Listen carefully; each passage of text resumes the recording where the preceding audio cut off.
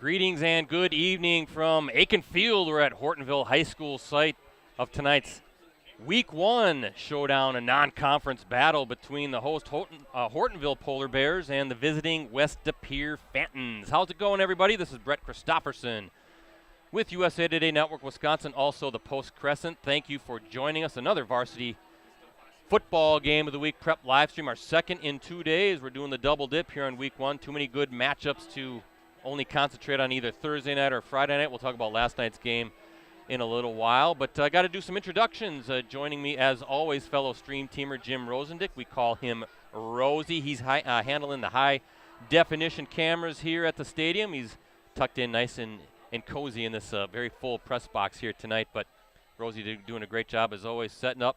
And we got the pinch hitter tonight. We call him our Rusty Staub. Now, you young ones who are watching, you might want to Google Rusty Staub. Go to YouTube. He was a pinch hitter extraordinaire back in, the 1960s, 1970s, maybe even a little bit in the 1980s. But Mike Sherry, the Post Crescent USA Today Network Wisconsin sports editor, we'll call him, hanging out with us in place of Ricardo Arguello, who cannot make it tonight. He's off tonight. But, Mike, you and I have done this before. We can do it again. Yeah, we have. Ricardo, didn't take his off-season training very seriously, came into fall camp out of shape. So asking Ricardo to do a stream 2 nights in a row, he just couldn't do it. So he needed the night off and to rest up. Needed to rest up after. Well, we were busy last night. That was a wild game at Neenah High School between Neenah and De Pere. Again, we'll talk about that. Fun showdown. Boy, Grant Dean, I tell you what, already making his case, staking his claim as maybe a conference player of the year, even though it was a non-conference game. But he's going to be a tough one to bring down. Easton Arndt, the quarterback for De Pere, boy, he was lighting it up too. So it was back and forth. So a lot of scoring here in Week 1. Yeah, give Grant Dean the Heisman Trophy right now. Holy right? smokes! So 5 touchdowns rushing and then 1 kickoff return as well. So 6 touchdowns for Dean. But this one tonight, Mike, I don't know your thoughts. Again, the opener for both of these two teams. We'll talk about Hortonville had a rough season last year, but they were in a lot of games. And we all know about West De Pere. They got to the state championship game in Division II before falling to Kettle Moraine. Kind of a new look, sort of. No more Najee Mitchell, the talented running back at West De Pere, but they're bringing back, you talk about a quarterback, a stud quarterback in Duke Schovald, 3-year starter now, and expecting big things offensively. So this should be an interesting matchup here in a non-conference showdown again. Yeah, you look at the passing game for West De Pere. They're with Duke Schovald, like you said, a couple of talented receivers coming back. They're going to put up some points tonight. If there's a strength to the Hortonville team, it's probably their defense right now. So it's going to be an interesting matchup with West De Pere's offense going against the Hortonville defense tonight. Yeah, so kind of compare, contrast, strengths going against maybe concerns. I guess we'll see how it all strength against strength, right? Offense against the Hortonville defense. So it should be fun. I guess I'll do the game notes. Mike, why don't you start out with Hortonville, and then I'll finish up with the Phantoms. Sounds good, Brett. Hortonville's coming off a tough, as you said earlier, 2-7 record last year. One of the victories came against Appleton West, and the other was a forfeit victory over Wausau East. But like you said, Brett, their record really doesn't tell the whole story. Last year, 4 of those losses were by 7 points or fewer, so they were in many of those games. Hortonville is picked by Wisports.net to finish second in the Valley Football Association this year, behind Wausau West. Returning for the Polar Bears this year's quarterback Broden Butson, who threw for 1,458 yards and 9 touchdowns last season, completing 47% of his passes. Also back is Gavin Valner, who led the way in rushing a year ago with 428 yards and 4 touchdowns. Senior tight end and linebacker Miles Silas is also back. He missed some time last season but returns with offers from Iowa, Iowa State, Kansas, Minnesota, Nebraska, and several others, according to 247 Sports. He only played 3 games last season and finished with 4 catches for 127 yards on offense. Of course, he makes kind of his name on defense. He's 6'4", 220 pounds, so you can see why D1 programs are looking at him. He was an honorable mention pick last year at tight end and fullback, and then also at linebacker. Also back for the Polar Bears this year, first-team All-VFA offensive lineman Noah Drager. Additional VFA performers who return for the Polar Bears include defensive lineman Aiden Rowe, who was first-team, safety Seth Valeri, who was first-team, safety Peyton Ross, who was honorable mention VFA, and punter Colin Wendt, who was honorable mention. And, of course, the Polar Bears have a new coach this year. Yeah, we'll talk about that here in the game notes. Nick Reichert taking over being on the staff, I guess, the previous 2 years under Ben Stump. So coaching change here at Hortonville. But yeah, and a little bit about the Hortonville Polar Bears. I'll take over and do the West Appear Phantoms, if you don't mind, Mike. The Phantoms kind of talked about that here in the Open, coming off that memorable 12-2 season, one that saw them advance to the WIAA Division II state championship game. Of course, West Appear falling to Kettle Moraine. Very good Kettle Moraine team, 27-10 in the title matchup. West Appear, Mike, ranked number 2 in Division II in the WisSports.net preseason poll. Also picked to finish second behind Bayport in the FRCC North. Bayport losing a non-conference game last night to Middleton. A very good, though, Middleton team. But nice to see some teams like from the Madison area, coming up to Northeast Wisconsin. I want to see some of those matchups right here in the early stages of this season. So good test for the Pirates. We're going to see Bayport next week against Kimberly on Thursday night. Passing game for the Phantoms, as Mike said, expected to be a strength with the return of 3-year starting quarterback Duke Shovald. Second team all-conference selection a year ago. Of course, Cole Benson, Bayport quarterback. He was kind of the all-everything first teamer in that category. Shovald last year threw for 2,470 yards and 24 touchdowns last season while completing 63% of his passes. Also back will be one of Shovald's top receiving targets in senior Landon Nordgaard, who missed the first 3 games last season while recovering from that kidney laceration. Wow, that required 2 blood transfusions. We'll talk a little bit about that later on in the webcast as well, but very good athlete and getting some college looks as well. The 6'4" standout in Nordgaard finished with 33 catches for 447 yards last season. Both were second on the team. Behind the graduated and first-team all-conference receiver Ryder Lesage, and Landon, as I said, has received preferred walk-on offers by Wisconsin and Colorado State and a number of Division II offers, so good for him. That was a serious, scary injury, and glad to see he was able to come back last season and definitely looking good as we get ready for this season. Another key receiving target also returns for West Appear in Ben Lemerand, who posted 21 receptions for 367 yards and 5 TDs. And all FRCC North performers who return to the Phantoms include kicker Bryce Smith, first-teamer, return specialist Carter Schmidt, first team. He was also second team at defensive back. Quarterback Duke Shovald, as I said, second team. Defensive lineman Andrew Baumgart, first team, and defensive end Easton Deshane, a second teamer.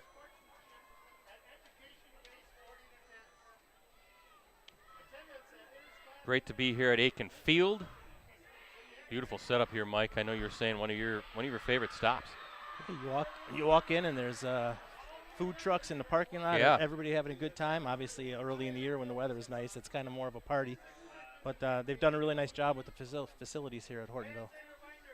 They sure have. I thought I'd see Rosie kind of maybe sampling some of the cuisine as we walked in with those food trucks. But he was up here busy as I got here. But, yeah, it's kind of a cool setting, a lot of big parking lot, a lot of space, and full house here tonight at Akin Field. We'll talk more about tonight's game, but first, coming up, the national anthem.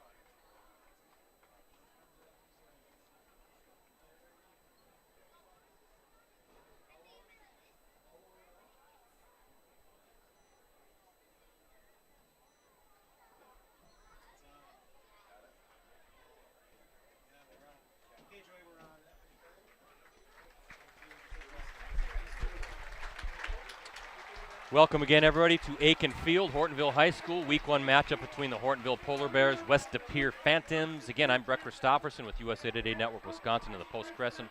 Also hanging out with Mike Sherry, Jim Rosandick. And again, looking forward to this Week 1 matchup.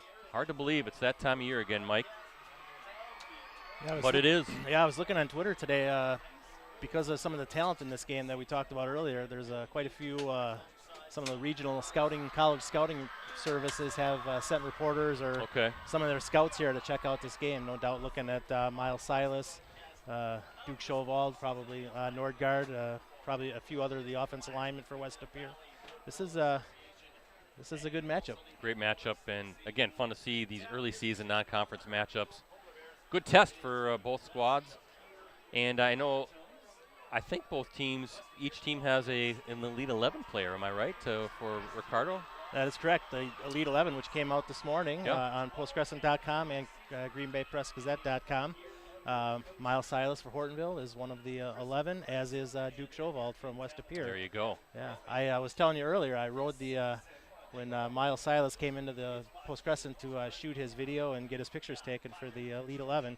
I rode the elevator with him up from the lobby up to the 10th floor. He's an impressive-looking athlete just standing next to him in the elevator. So I'm really looking forward to seeing him on the field and healthy tonight. Yeah, well, I said that big frame, right? I'm sure colleges are saying we could add a little bit more punch to that big frame already. So that'll be fun. Fun to have a couple of Elite 11s. We'll talk about that at halftime. And let me just say I want to thank our sponsors. First, Cellcom. Unlimited data for smartphones is now more affordable than ever at Cellcom with new unlimited data plan options starting as low as $25 per month per line. No matter how many lines you need, Cellcom has you covered. Visit cellcom.com/unlimitedplus for details. And Cooney's Embroidery and Sportswear. Get your team, club, or business name out there with Cooney's. They customize products specifically to fit their customers' needs. Delivery service is available. Contact them today at 920-731-0922 or send them an email at Cooney's, COONEYS 0922 at sbcglobal.net. Well, what do you think? Are we going to have another 49-37 ball game like we did last night at the new Neenah High School? We're going to have more of a defensive type game and make it a little bit easier for us. As good as Hortonville might be on defense, they're going to have a hard time slowing down West De Pere, I think. West De Pere can put up some points.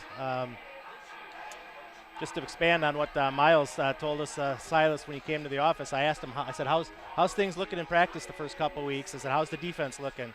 He said, I think we're going to be really good on defense. I said, you got the new coach? He said, yeah, but he was the defense coordinator the last couple of years, he said, so we're not missing a beat on defense. He said, we think we're going to be really good on defense. But West De Pere, as we've talked about, is really good on offense. So, well, some new uniforms, Rosie. You're kind of the uniform expert. That red looks a little bit different. It's got a little bit of a Wisconsin Badgers feel to it, doesn't it? A little brighter red, not as much of a maroonish tint to it. That's a cardinal red, right? Yeah, cardinal, right. But great to be at it again. As I was talking to Ricardo last week, these are always the fun games when it's still warm out, summer out. I know, I mean, I love summer as much as anybody, and I hate to see it kind of slowly going away, but it's kind of fun to come out here on a Thursday night, last night, or Friday night tonight, see all the buzz, you know, everybody, like you said, out enjoying each other's company, the food trucks, and high school football. I mean, it kind of brings the community together. High school sports, doesn't matter. It doesn't have to be football. It just kind of brings everybody together in these nice warm weather nights. Everybody's relaxing, having a good time.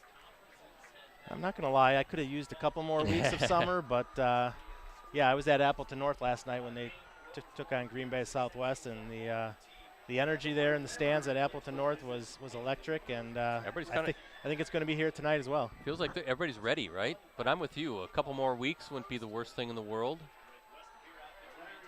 Hortonville's going to receive the kick. Looks like Seth Valeri, number 2, and I think is that number 39, Tristan Barron's back to receive.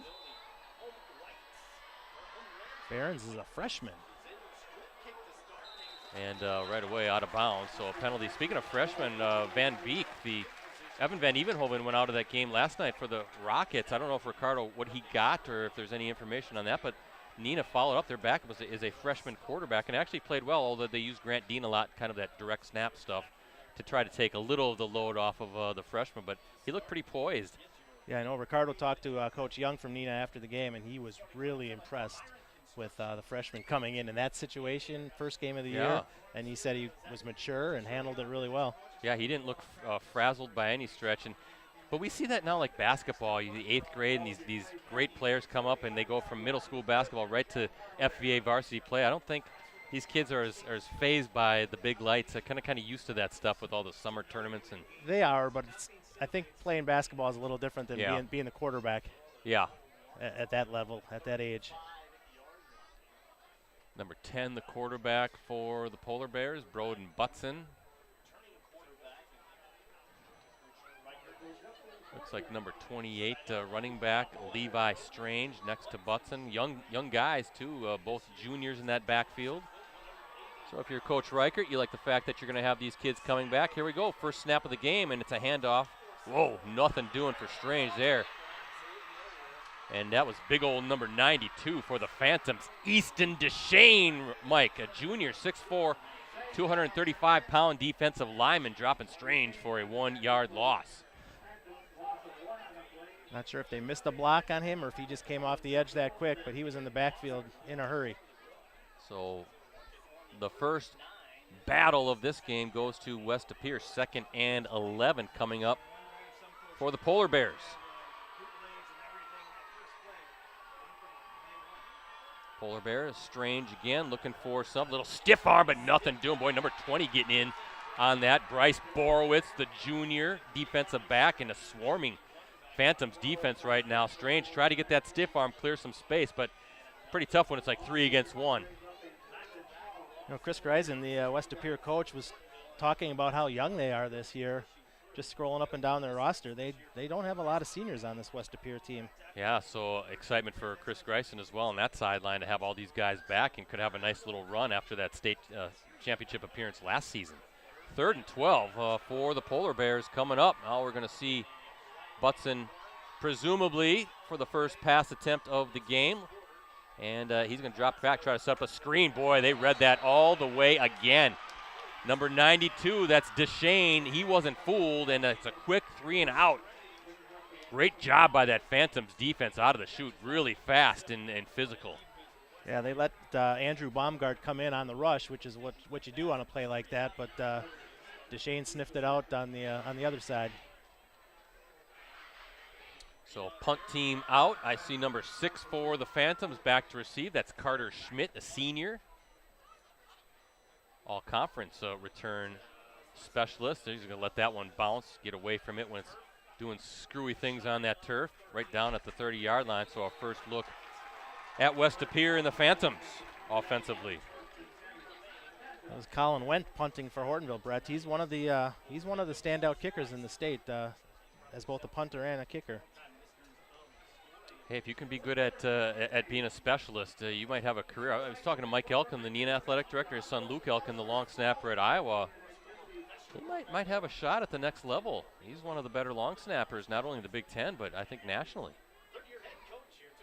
So Duke Chauval, last time we saw him, Mike, he was doing some pretty special things on that football field at Ashwaubenon. Boy, he's got a great arm, and there's the first pitch and catch of the night to number 19, Joseph Riesenberg, a 6'1" senior tight end. So good start for the Phantoms, and what you like, that excuse me, it gets you in a rhythm.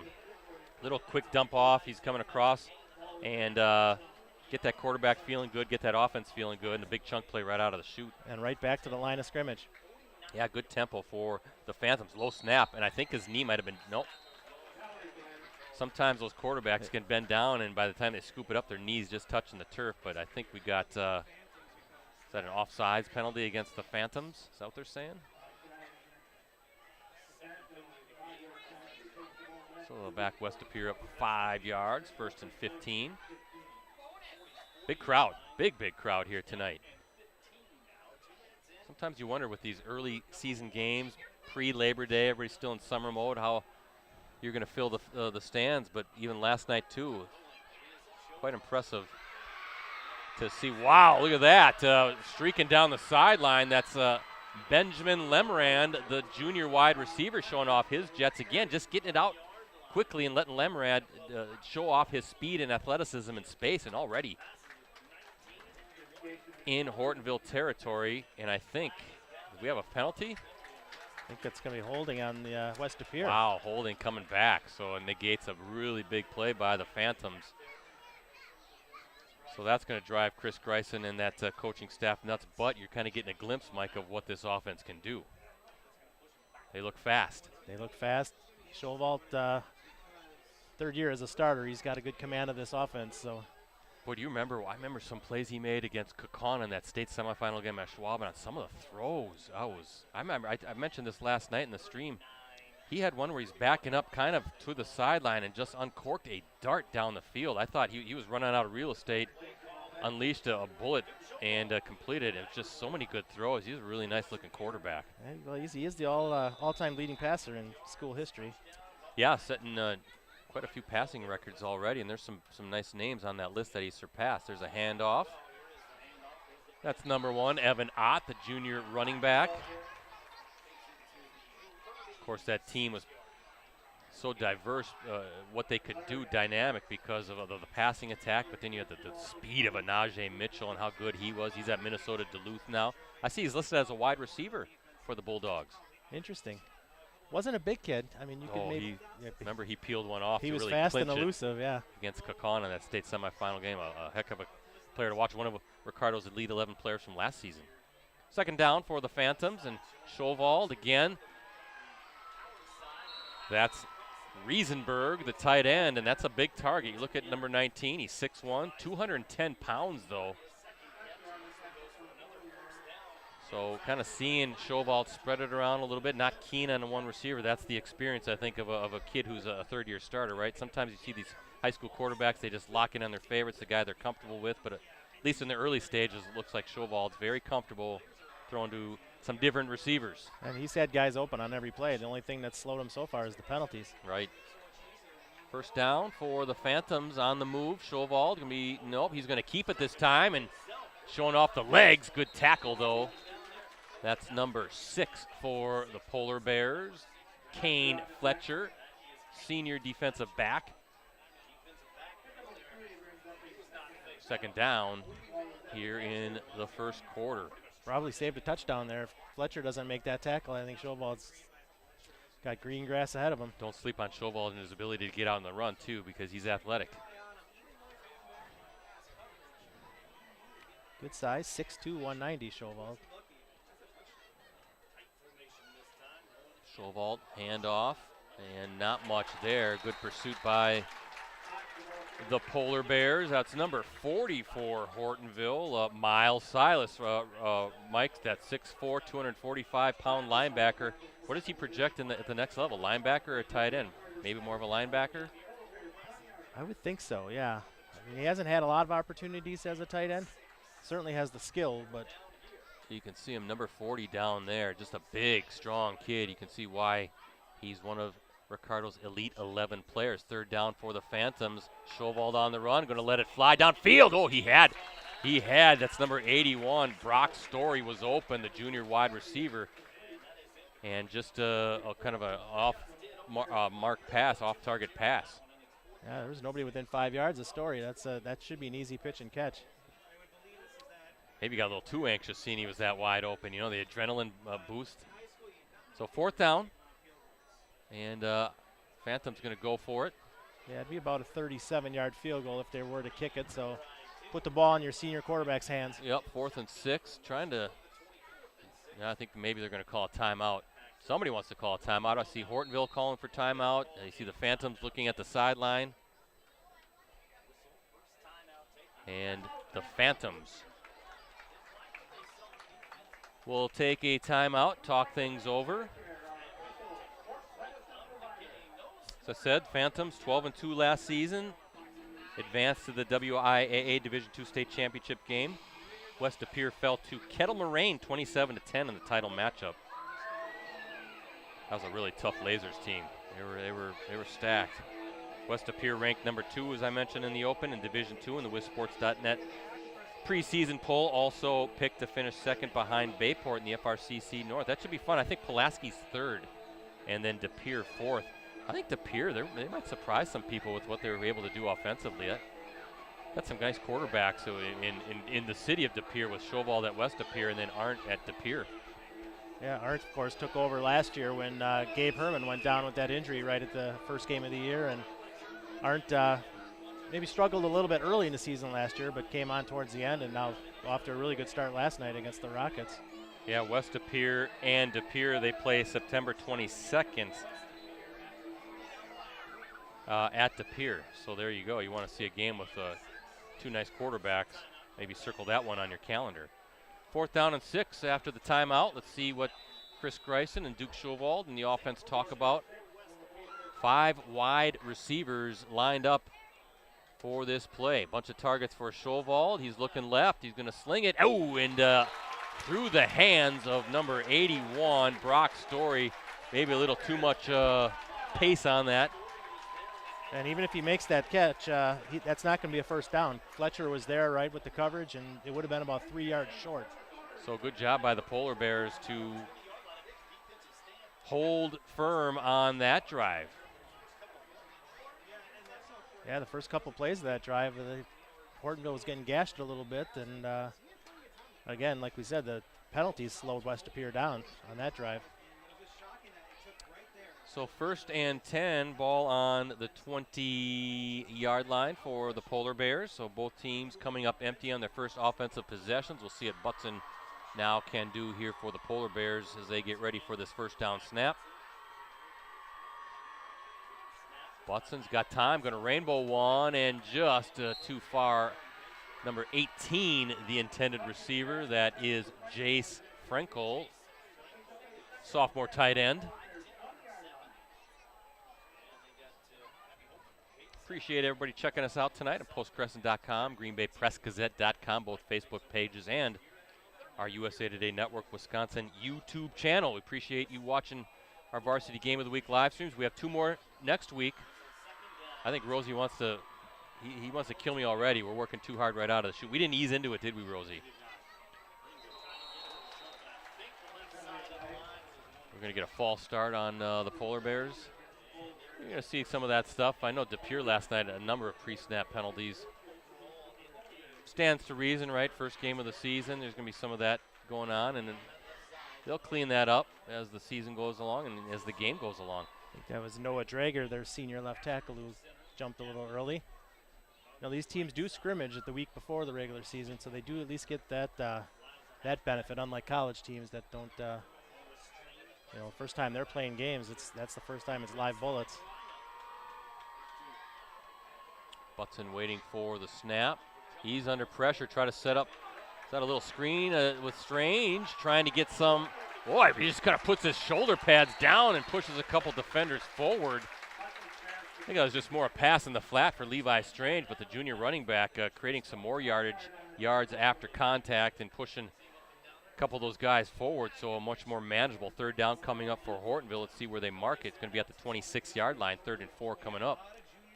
Turned a 5-yard gain into about an 11-yard gain, just hard running. Makes this certainly a more manageable down, as now Hortonville going to kind of huddle up again, looking towards the sideline, waiting for that final instruction, and Hortonville's going to burn a timeout.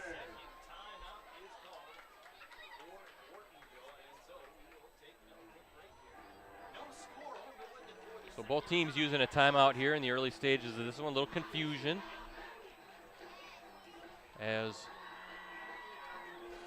they get set for that 3rd down and 4 play. Yeah, I mentioned next week 2 live streams. We'll be back at it Thursday night as we head to Papermaker Stadium as top-ranked and defending WIA state champ Kimberly hosts Bayport. Forget what they were ranked in the preseason poll coming in. But live coverage will kick off at 6:45 p.m. You can access our Game of the Week live streams on our USA Today Network Wisconsin websites. Just go to the sports section and scroll down until you see the Watch Our Varsity Game of the Week prep live streams link. Then next Friday, we're going to be at Calder Stadium. We're going to actually see the Rockets again. Nina taking on rival Menasha. Our first look at the Blue Jays, and that will be the 99th meeting in that storied Fox Valley rivalry. Looking forward to that.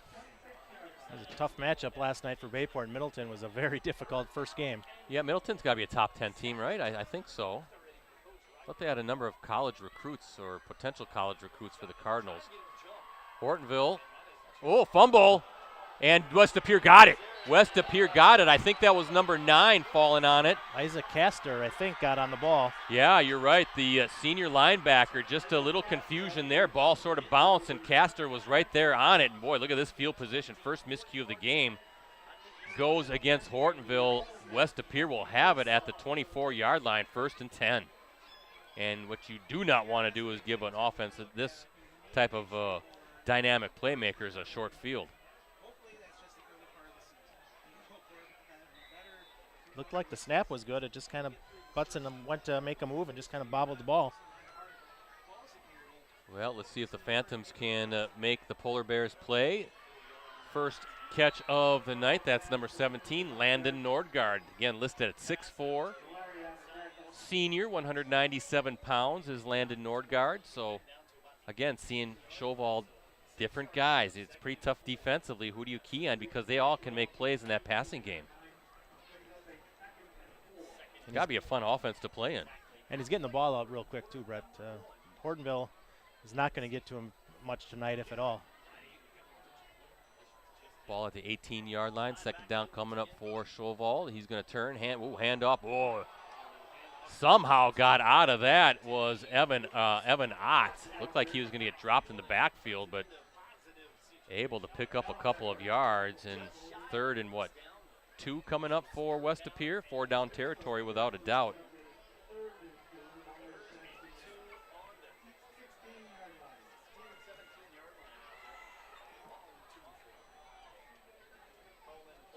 Of course, Brett, as sometime as the night goes along, we'll talk about somebody who's not here for the Hortonville defense tonight, Ben Smith. We'll get into that in a little bit. Yeah, that was a tough blow for this football program, not having a kid of that caliber, but understandable. Chauvel fires, nice throw and catch. That's number 82. That is Benjamin Lemrand again.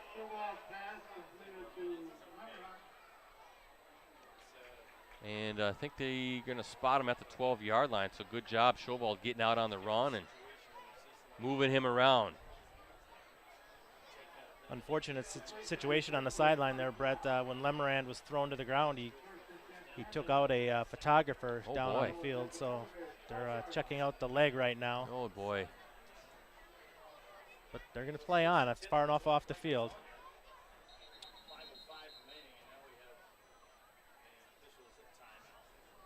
Yeah, it's tough, those sidelines. There have been a number of back when I used to be on the sidelines, before all this streaming stuff happened, I used to walk on the sidelines, get permission from the teams. They're always good about it. And there was a number of close calls.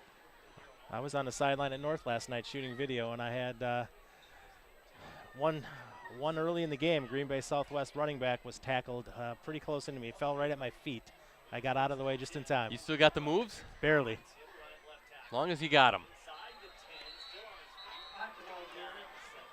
Ott with the carry. 2nd down now inside the 10 for the Phantoms.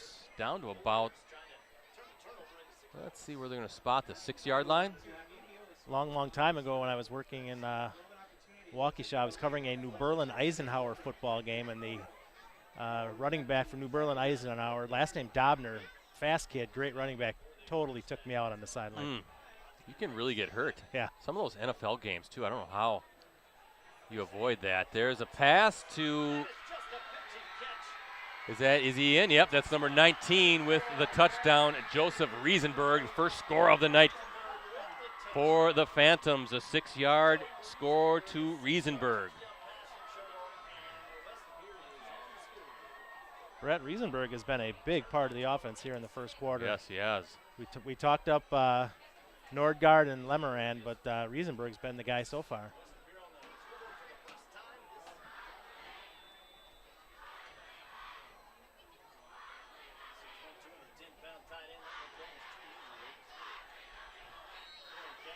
And Brandon Schaefer kicks the extra point through, 7-0 West De Pere. Yeah, as we look at our Cellcom and Cooney's Embroidery Sportswear scoreboard, West De Pere strikes first.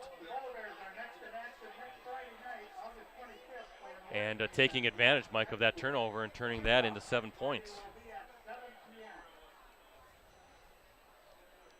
Well, we talked about it. Hortonville defense knew it wasn't going to be easy tonight. Just such a multifaceted offense that West De Pere runs with a veteran, experienced quarterback and receiver core. So they're going to have their hands full stopping them. As you said, you can't give them that kind of field position either. That's too short. Too short for an offense that talented. Conversely, for the Phantoms doing what you got to do, right? You get a short field, you better come out with some points and preferably the touchdown as they just scored. So 7-0, Phantoms with the lead. The Phantoms will kick off here, week 1. Thing that's got to be concerning for Hortonville so far, Brett, is West De Pere's had somebody open on just about every play, and almost every time Schovald has picked the right receiver to go to. Again, experience, knowing that offense. I'm sure he's got the offense mastered. And that's going to sail out of bounds again. So, again, having a quarterback that's that talented, number one, but that smart, makes the right reads, can read a defense. Okay, I'm going to go to this guy. And then having a stable of weapons. It's got to be fun. Got to be fun to coach. Got to be fun to play in. And knowing that no matter where you are, like as a receiver, you very well could get the ball because he's going to spread it around. And, you know, it's easy from our perch up here. You know, we can see down on the field and we can see the receivers open. You know, if you're on the defense and guys are crossing in front of you and misdirection and all that kind of stuff, it's easy to see how somebody can get open or how you can lose somebody. 1st and 10 for the Polar Bears at their own 35-yard line. So we'll see how Hortonville answers. Hortonville, well, we'll talk about where they're picked. They're picked to contend for the VFA. As there's a handoff, Strange, not much there, and I think that was number 9, Isaac Castor, who recovered that fumble. Now the senior linebacker making a play, and Strange dropped for no gain there.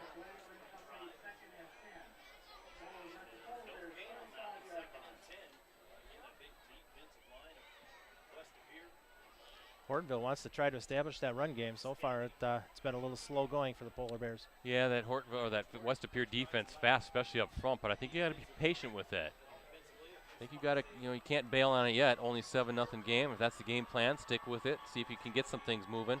Hand off again. Strange picks up a few. So a big third down now coming up both sides. Boy, if you're Hortonville, you don't want to go out quickly 3 and out and give a hot offense, potentially a hot offense, the ball right back. But conversely, that's what West De Pere is saying. Let's get our offense back on the field. Come up with this big stop. We'll see what happens here on 3rd and 6. Clock continuing to run here in this first quarter. Easton Duchesne is playing big on the line right now for West De Pere. He's been in on a lot of plays already.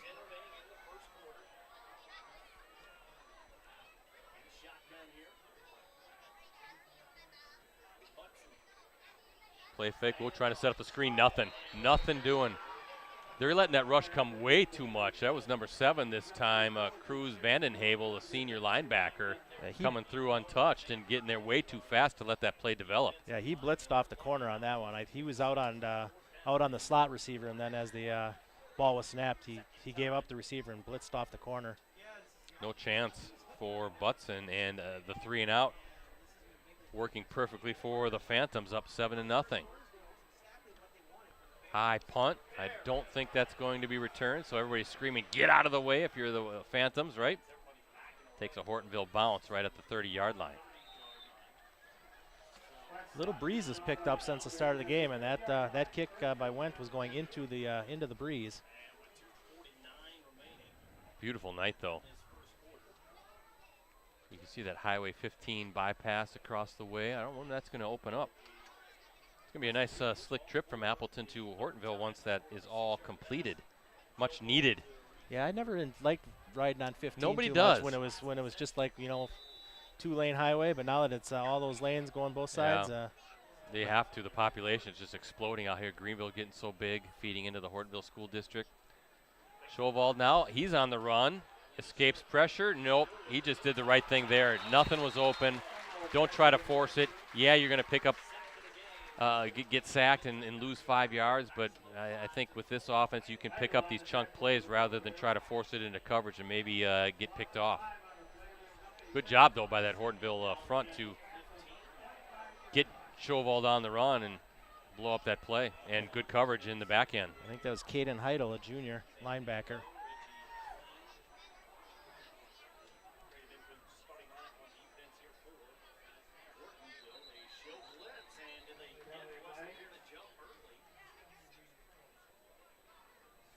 You see Hortonville pointing towards West De Pere, and we're going to get an offsides call against the Phantoms. So backing up West De Pere behind the sticks, too far behind the sticks if you're Coach Chris Greisen. I want to say the Hortonville wanted to finish that thought about the VFA, Mike, that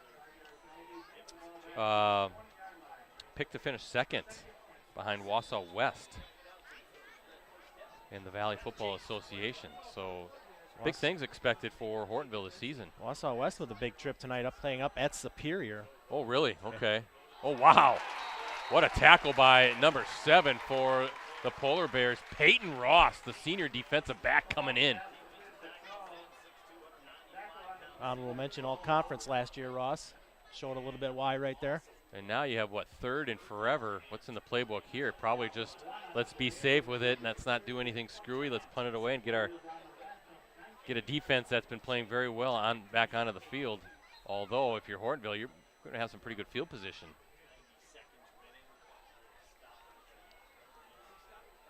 Assuming you don't give up a big play here.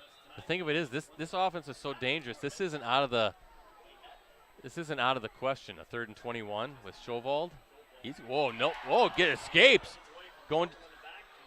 Finds Landon Nordgaard, and that's pretty good just to get up to the 30-yard line, 31-yard line, because I thought for a second Shovald was going to get dropped, but does a good job finding a receiver. And now the field position game with the wind, as you mentioned, going that way, a chance to kind of flip it a little bit.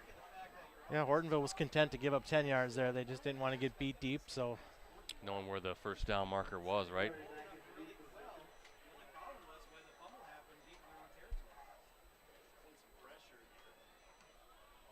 Good punt.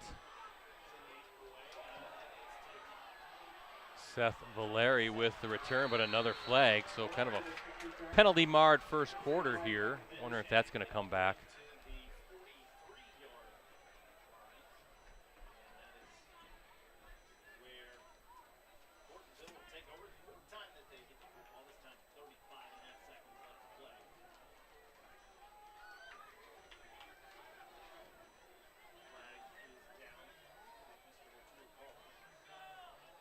Oh, that's again West De Pere, huh? We pointed at West De Pere. Is that a block in the back call, though? Yeah, West De Pere going down to cover the kick. Must have pushed somebody in the back. Interesting. Don't see that too often. No, so Hortonville, great field position as it turns out after that penalty in West De Pere territory at the 48-yard line.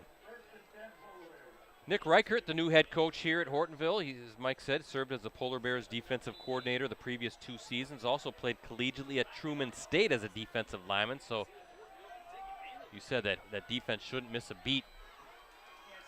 Having the coordinator step in and take over as the head football coach. We'll see if Broden Butson can get this offense in gear here, down 7. Handoff, Strange looking for some space and dives forward to about the 45-yard line. Good low running by Strange.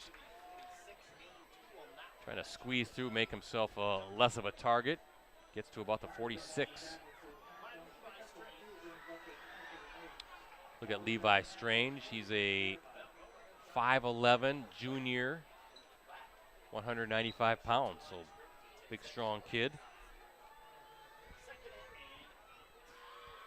Got some size to him, some thickness to him. There he is again, and good pursuit. Whoa, almost ripped out. That was number 0 for the Phantoms, Andrew Baumgart, the senior defensive lineman. With that front, those defensive linemen are really causing some issues, aren't they?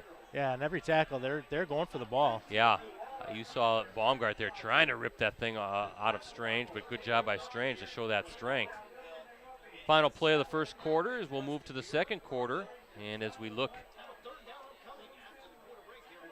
at our Cellcom, Cooney's Embroidery and Sportswear scoreboard, West Appear up 7-0 in this Week 1 game. The only score of the quarter, that 6-yard pitch and catch from Schovald to Joseph Riesenberg, 4:24 mark of the opening quarter, and that's where we're at, 7-0 here at Akin Field. Thanks to Sam Englund, the athletic director here at Hortonville High School, for making sure we were all set up. I emailed Sam a number of months back. He's probably wondering, why are you emailing me right now when there's still snow on the ground? But that's how we like to operate, and we appreciate him allowing us to get in here. Matt Schmidt as well, the IT guru. Rosie and I came over here on Tuesday, did a live stream check, made sure all was good.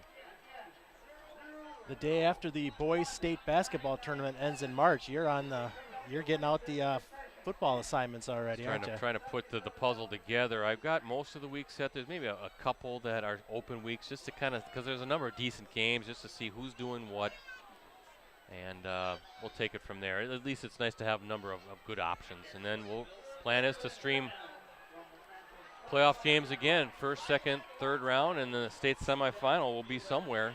It'll be way too cold at that time in November. Butson using a little pop pass, I guess. Is that number 8 with the tackle? I think so. Porter Marsden, I think, the defensive lineman. Again, another defensive lineman getting in. 4th down now for the Polar Bears. Mike, I think they got to punt it away. Yeah, Seth Valeri had a little space there, I think, but looked like his cleats gave out on him, and he just kind of slipped on the turf a little bit. Turf monster got him.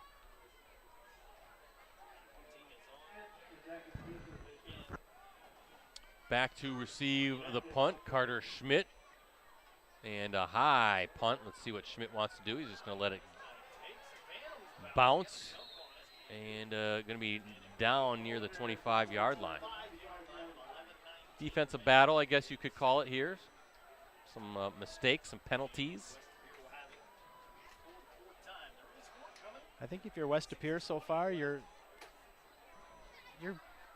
mildly happy, but too many penalties. And if you're Hortonville, we didn't know what to expect of them coming in. I think they have to be happy with how the defense is, bent a little bit, but not broke except for the one time, and they just need to get their offense going. Yeah, going against one of the top-ranked teams, at least preseason in Division II, right? West Appear, so a good measuring stick, really, for both programs. Right out of the gate. Here's Schovald. He's looking to his right. Oh, he's got Landon Nordgaard wide open, but good job by number 2 for the Polar Bears. That's, again, Seth Valeri, defensive back, coming in quickly. We'll talk about Landon Nordgaard, but I can imagine only the basketball matchups that entire family has when they get together for holidays. And I wonder if the old man is still the king, right? He's not going to let those guys win. Play horse against that family, you're going to start out with HORS. No kidding. Ooh, not much there for Ott. I don't know who got in there first, but a whole bunch of red jerseys for the Polar Bears. That defensive front now getting in, getting active, and making things difficult for the Phantoms. Phantoms offense now spinning its wheels a little bit after kind of a hot start. I think there was Reggie Clone on the tackle there. Wearing number 24 on the defensive line. Always throws you off a little bit. It does, doesn't it? That's getting tough in the NFL with all these numbers that the guys can wear. You just can't know what is what anymore. Well, why do things have to change, Mike? Tom Brady didn't like it. That's probably why he retired. Schovald, and just a little too high for Nordgaard. Valeri was there in coverage. 4th down coming up.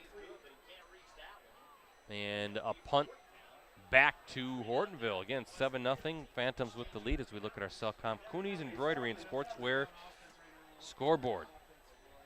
Can't tell from here what they're saying, but it looks like the defensive backs for Hortonville are doing a little jawing, doing a little talking to the receivers on West of Pere. A little chirping. Yep. Ooh, high snap. Good job to get that one away by Andrew Baumgart, and Valeri's just not going to get anywhere near that. Hortonville will have the ball at its own 37-yard line. Hey, I said a guy, Dan Powers, there walking behind the Hortonville bench. Check out his photo gallery later tonight on postcrescent.com and greenbaypressgazette.com. He was out with us at the Neenah De Pere game last night at brand new Neenah High School. By the way, anybody out there, you got to go check out this new high school. Yeah, I was going to ask you what it was like, the first experience there. Fantastic. I mean, it's the school itself, which I haven't been inside yet, is just enormous, but beautiful, beautiful campus. And then they got a huge grandstand. They got a big video board that's actually directly across from the press box on the 50-yard line on the opposite side. There's no seats on the opposite side. Everybody sits on one side, but it's an enormous grandstand, and just nothing was spared. Let's just say they really dressed it up nice, and it's beautiful, very magnificent. Butson will play fake and can't connect with number 14, Colin Wendt. Just threw a little bit short on that one. Getting back to Neenah, is there a plan, do you know, to put bleachers on the other side at some point? Or? Potentially. Okay. Potentially.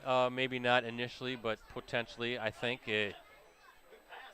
Probably ran out of money, right? It was. I think they had probably about 4,000 people there last night. I think it sits like 3,850, I want to say the capacity is. Don't quote me on that. But I think if the program continues to evolve like it seems to be gaining steam again, that, you know, if it's that type of an interest where they would have to add some seats. Good run by Strange. He's got the first down inside West of Pere territory. Good job by Strange, just tucking that ball. I don't know how he's seeing it. Looks like he's running really low to the ground, keeping that head tucked, and just running and moving some guys around. So good hard run. He was pretty jacked up after that run as well. Sticks move, 1st and 10 at the 49. Best run of the game there for the Polar Bears. But they have the room if they have to. The only thing is the folks on that side wouldn't be able to see the scoreboard, so you'd have to try to set up maybe like an auxiliary scoreboard somewhere else. It's not the $40 million stadium down in Texas that I saw that high school just opened up. Oh, is that right? Yeah. Yeah. Yeah, well, the entire school was that and more for Neenah, but play fake as Butson trying to swing it over and does to number 19. Good pursuit by the defense, but that's Sam Belisle, a senior tight end, 6'3", 215 pounds. Hortonville getting a few things working now on offense.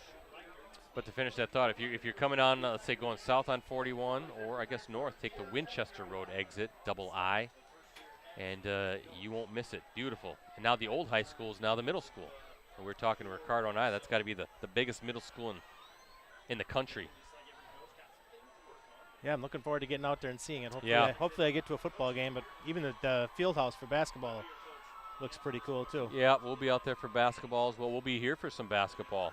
As Butson, through the fingers of, was that number 32 the intended target? Is that Jack Tenney, senior wide receiver? Couldn't come up with that. Tough catch in traffic, though. A lot of defenders nearby. Yeah, it looked like he was going to take a big hit there. Might have been bracing for it a little bit.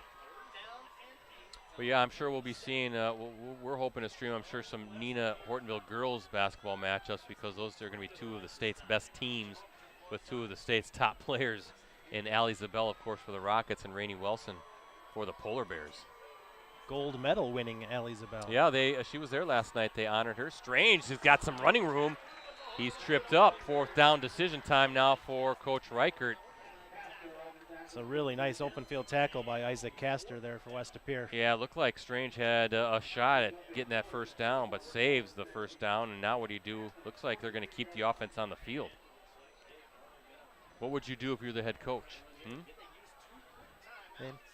They might try to draw them off sides here, and if they can't, then you punt it away. Ricardo likes to put me on the spot, so that's my role to you. I think I'd punt it away. I would punt it away.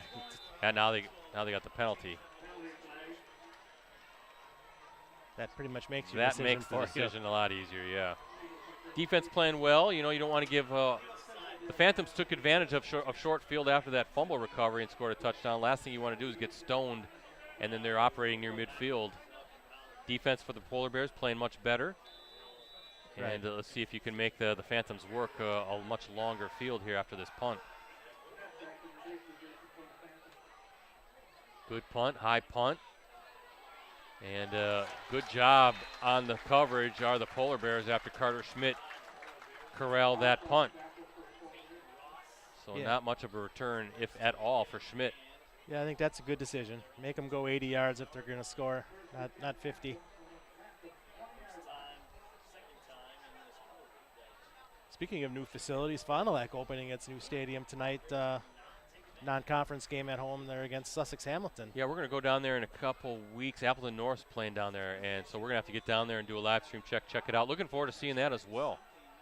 Kind of overdue, right? As cool as Fruth Field is down there, they needed to get a new field. Chauvel going deep down and caught.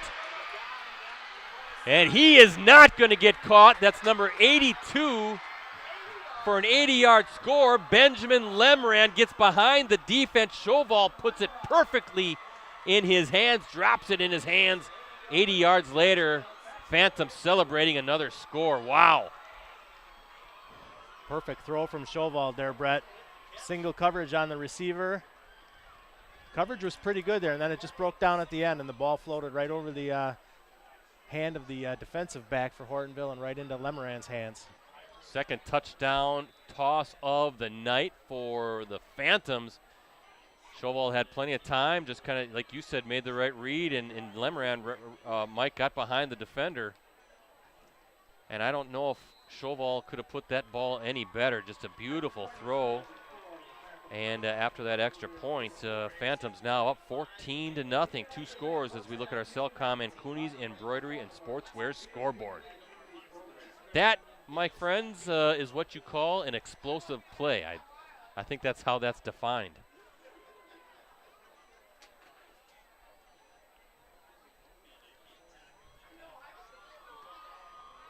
Beautiful throw.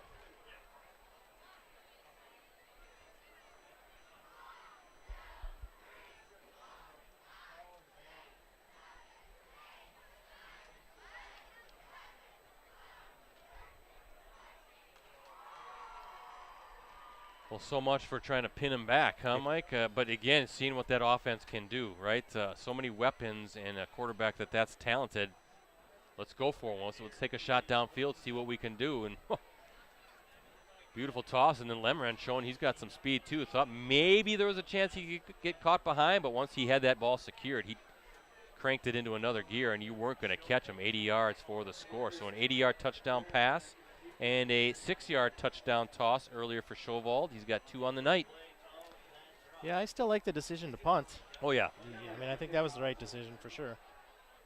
Demoralizing, though, for Hortonville, right? You kind of have them where you want them, a long field, the defense playing well. I think with those 2 touchdown passes tonight, Chauvel now has 40 for his career. Of course, Matt Ferris from Xavier years ago had, 50-some in one season. Yeah, back in 2013, I think that was his senior year. Hard to believe that's 10 years ago now. Wow. Time flies. Time does fly. Watch out. Little miscommunication there. Almost a fumble on the kick return, but number 31, Brock Wolter, receiving it. A little dicey there.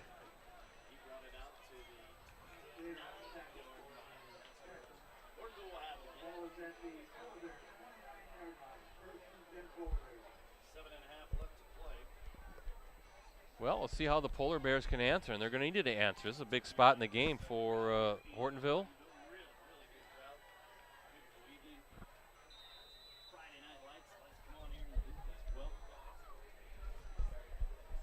Kind of a big spot in this game, Mike, if you're the Polar Bears. Down 2 scores. Got to get something going offensively. Got to grind something here with 7:30 to play. Perfect drive would be to take a lot of time off the clock and punch one in. Right, I don't think Hortonville's going to strike fast, so they've definitely got to march down the field here. Play fake. Ooh, nice job on the slant. That's Butson hitting number 14. Colin went in stride, the senior wideout. getting in traffic, getting in space, and making things happen, and just like that in West De Pere territory. Yeah, just as I say, they're not going to strike fast. He showed some burst there. But again, West De Pere kind of having to honor that the fact that Hortonville is trying to establish that run, right? So the play fake to Strange maybe gets that defense freezing just enough to hit that slant play, and at the 48 are the Polar Bears.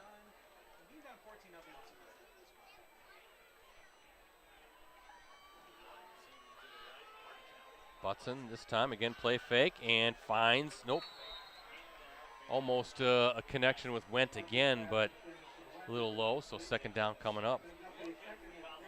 Went right back to it, almost the exact same play.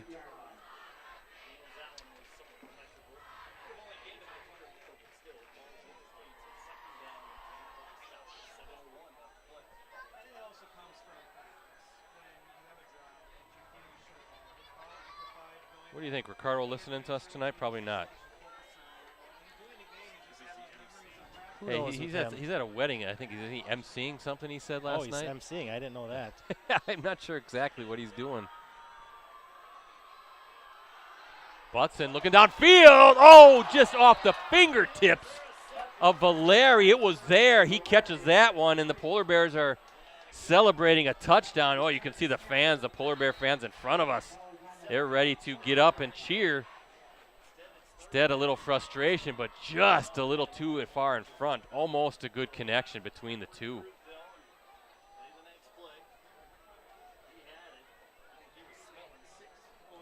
And a flag goes up. Just looking at some scores, Brett. St. Mary Catholic playing its first 11-player football game in several years after playing 8-player the last few years. St. Mary Catholic leading Rochelle 21-0. Wow. Freedom leading Wapaka 14-7. Okay.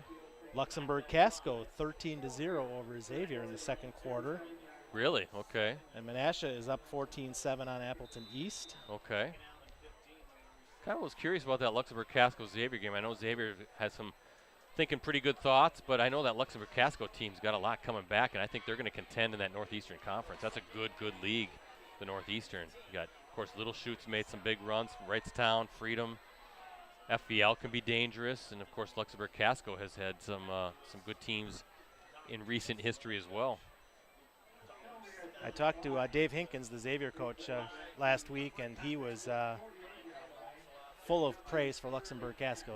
He said they had basically their entire team back and was very talented, so he knew this opening game was not going to be easy. Yeah, I heard good things about them and Wrightstown as far as maybe being the top contenders in the NEC, but you can't leave out a Freedom or a Little Chute as well, because they've had some really good teams in recent years as well. State semifinal runs. Mustangs even getting to the state finals back in 2014. Incomplete pass, short on that is Butson looking for Cale Conrad, the junior wide receiver, and now fourth down coming up. Hortonville will have to punt. They say it's a game of inches. It really is. They were an inch or two just away from having that big connection. Yes. Instead, now they have to punt it away. Talking about the VFA, of course, that Hortonville plays in this year. Stevens Point right now is trailing 14-0 against McWanago.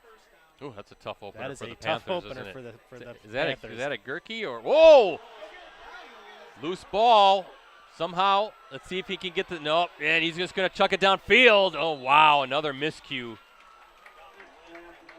And midfield is where the Phantoms are going to start this drive. Wow.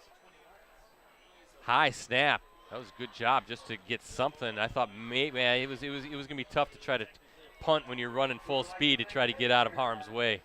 I was wondering if he was going to try to kick it with his left foot, which of course would not be the normal foot he kicks with. That would have been hard to kick it with the right, running the direction he was going. Like you said, probably did the best he could. But it gives the Phantoms great field position. Oh, I guess right near midfield, 48-yard line. Schovold again, play fake. There's Nordgaard, stiff arm, and still on his feet, finally brought down. Yeah, I mentioned Nordgaard, Mike, that grade 4 laceration to his kidney. That was in June of 2022. It was during a team 7-on-7 drill. He went up for a catch, came down on a teammate with his back landing straight on the defender's elbow. Oof. And then I know Press Gazette colleague Scott Vency, he wrote a story about that injury last year. Apparently the laceration was millimeters away from Nordgaard needing to have that kidney removed, which likely spells the end of his football career. Ott with the carry, not much there. Needed a 5-day stay at the hospital, 2 blood transfusions, but he was eventually cleared for non-contact activity last August and made his debut in Week 4 against Schwabenau and ended up being a key target to get to the state championship game for Duke Schowald. Now looks to be in great shape, does a really good basketball player as well. To know what he's surprised. He's the son of former UW Green Bay men's basketball great Jeff Nordgaard, of course. As Schowald going deep downfield, wide open. And it just went through his hands, Mike. I think it was a little short, maybe. It was a rainbow. Brock Story was right there all by himself, but I'm sure Story's going to say, I got to come up with that still. It's one of those tough, I think, nobody around. You're waiting forever for this rainbow, this high-arcing rainbow to come down. Yeah, Schowald took a hit just as he threw the ball. It might have made it hold up in the air a little bit longer than Story was expecting. But, yeah, you got to come down with that when you're that open. Just didn't come back to the ball enough. Maybe that wind we were talking about held the ball up a little more and surprised him. Yeah, wind blowing from right to left, trying to set up a screen.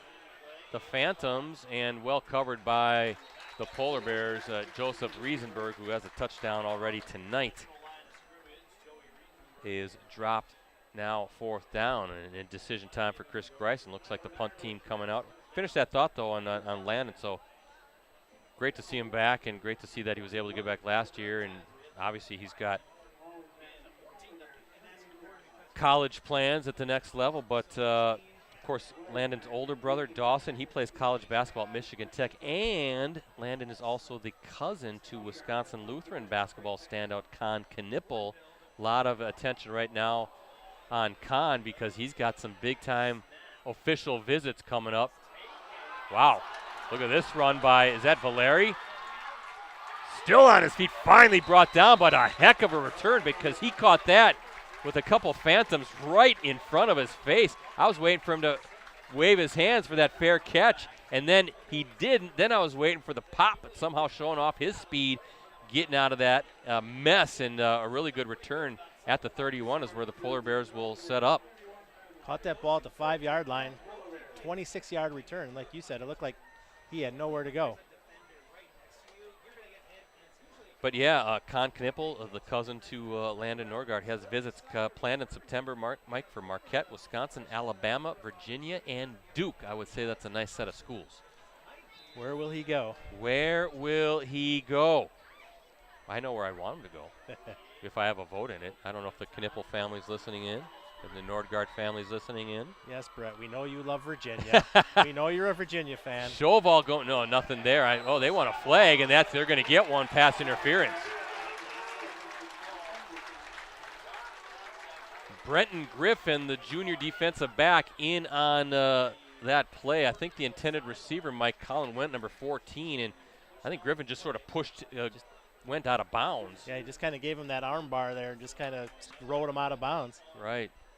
So I think you can see Griffin not agreeing with that call. I think a pretty easy call for the official there. And again, it's high school, not a spot foul. Yeah, I don't think Virginia. I think Virginia's a great spot to be. You know, there's history with the Bennetts, right? There's got to be history with the Bennetts. Like you said, all those schools, yeah. Any one of those would be a great place for them to be. But I always want the good guys to stay in Wisconsin. Stay either Wisconsin or Marquette. That'd be fun too.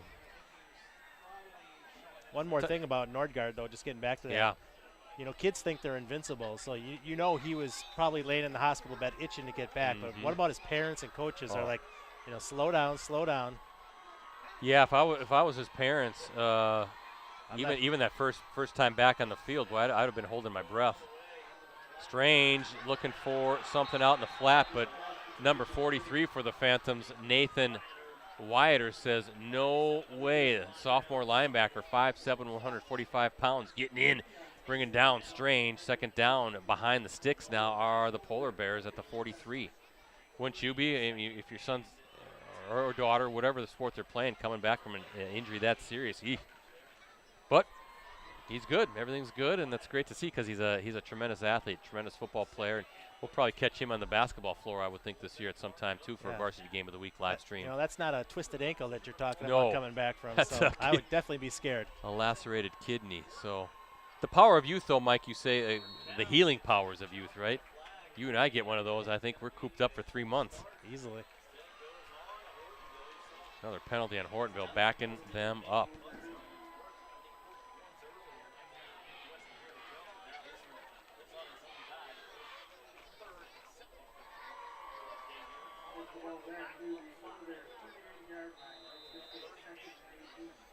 Just under 4 minutes to play here in the second quarter. Beautiful evening at Akin Field. Fun to come to Hortonville High School. Such a nice setup back here. Kind of lucky. There's so many schools and venues that are just fun to come to. We'll be at a couple more next week. Papermaker Stadium, always an event when the Papermakers are playing. They'll be taking on Bayport Thursday night. We'll be there. Butts in, and boy, throwing it into coverage, trying to make a play, but good job by the Phantoms to knock that away. And then Calder Stadium, that's another beautiful venue down in Menasha. Got the new press box there, right? We do, media press box on the other side. So Rosie and I have to go there on Tuesday to make sure that we can it actually works for our needs. But that's the game plan right now. And then I think that week 3, I think we just have a Thursday night game plan, and then that's going into Labor Day. We might have Friday night off. And then kind of settle into that 1 game a week mode. Until we get to basketball, Rosie, then we'll do 2 games a week after Clubhouse ends. Has Ricardo got that in his contract? He can only do 1 game on Labor Day weekend? Yeah. He's probably out somewhere, right? Let's see if Butson can make something happen and finds Valeri, and he's got the first down and more. Off to the races. He's going to score. Valeri is in from 62 yards out. Shakes a tackle, Mike, and then makes something happen. Gets out in space, shows off the wheels, and he's in from 62 yards out. That's a big answer for the Polar Bears. Yeah, Brett, I think West De Pere was content to let him catch the ball short of the chains there on 3rd down. They just didn't make the tackle. Right. It was 3rd and long, and I think you're exactly right to say go ahead and catch, but credit Valeri for making some moves to get out of trouble. And not only that, he picks up the first down, then saw some green space in front, and you weren't going to catch him down that far sideline. Colin went in for the PAT, and seems to be some confusion now on who's supposed to be out here on the kick team. I think they got things set as the PAT is no good. So something to clean up there, too. Yeah, I'm not sure if there was a problem with the snap or the hold. Went is an excellent kicker, and it looked like he just kind of, when he went to kick it, he just kind of stopped a little bit there, and then the West De Pere might have deflected it a little bit. Well, you can see they weren't lined up, waiting for, just some confusion on who was supposed to be out there, so I think just the whole operation kind of got distorted, maybe hurrying that kick, that snap, that hold, but the Polar Bears are still on the board, 62 yards from Butson to Valeri. And a much-needed touchdown brings us back to a 1-score game.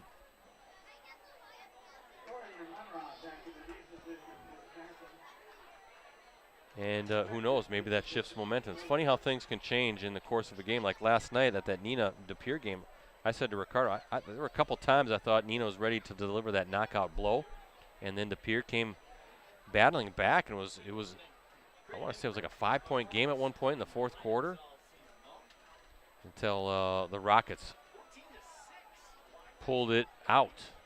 Grant Dean again, 6 touchdowns, 5 rushing, an 88-yard kickoff return as well.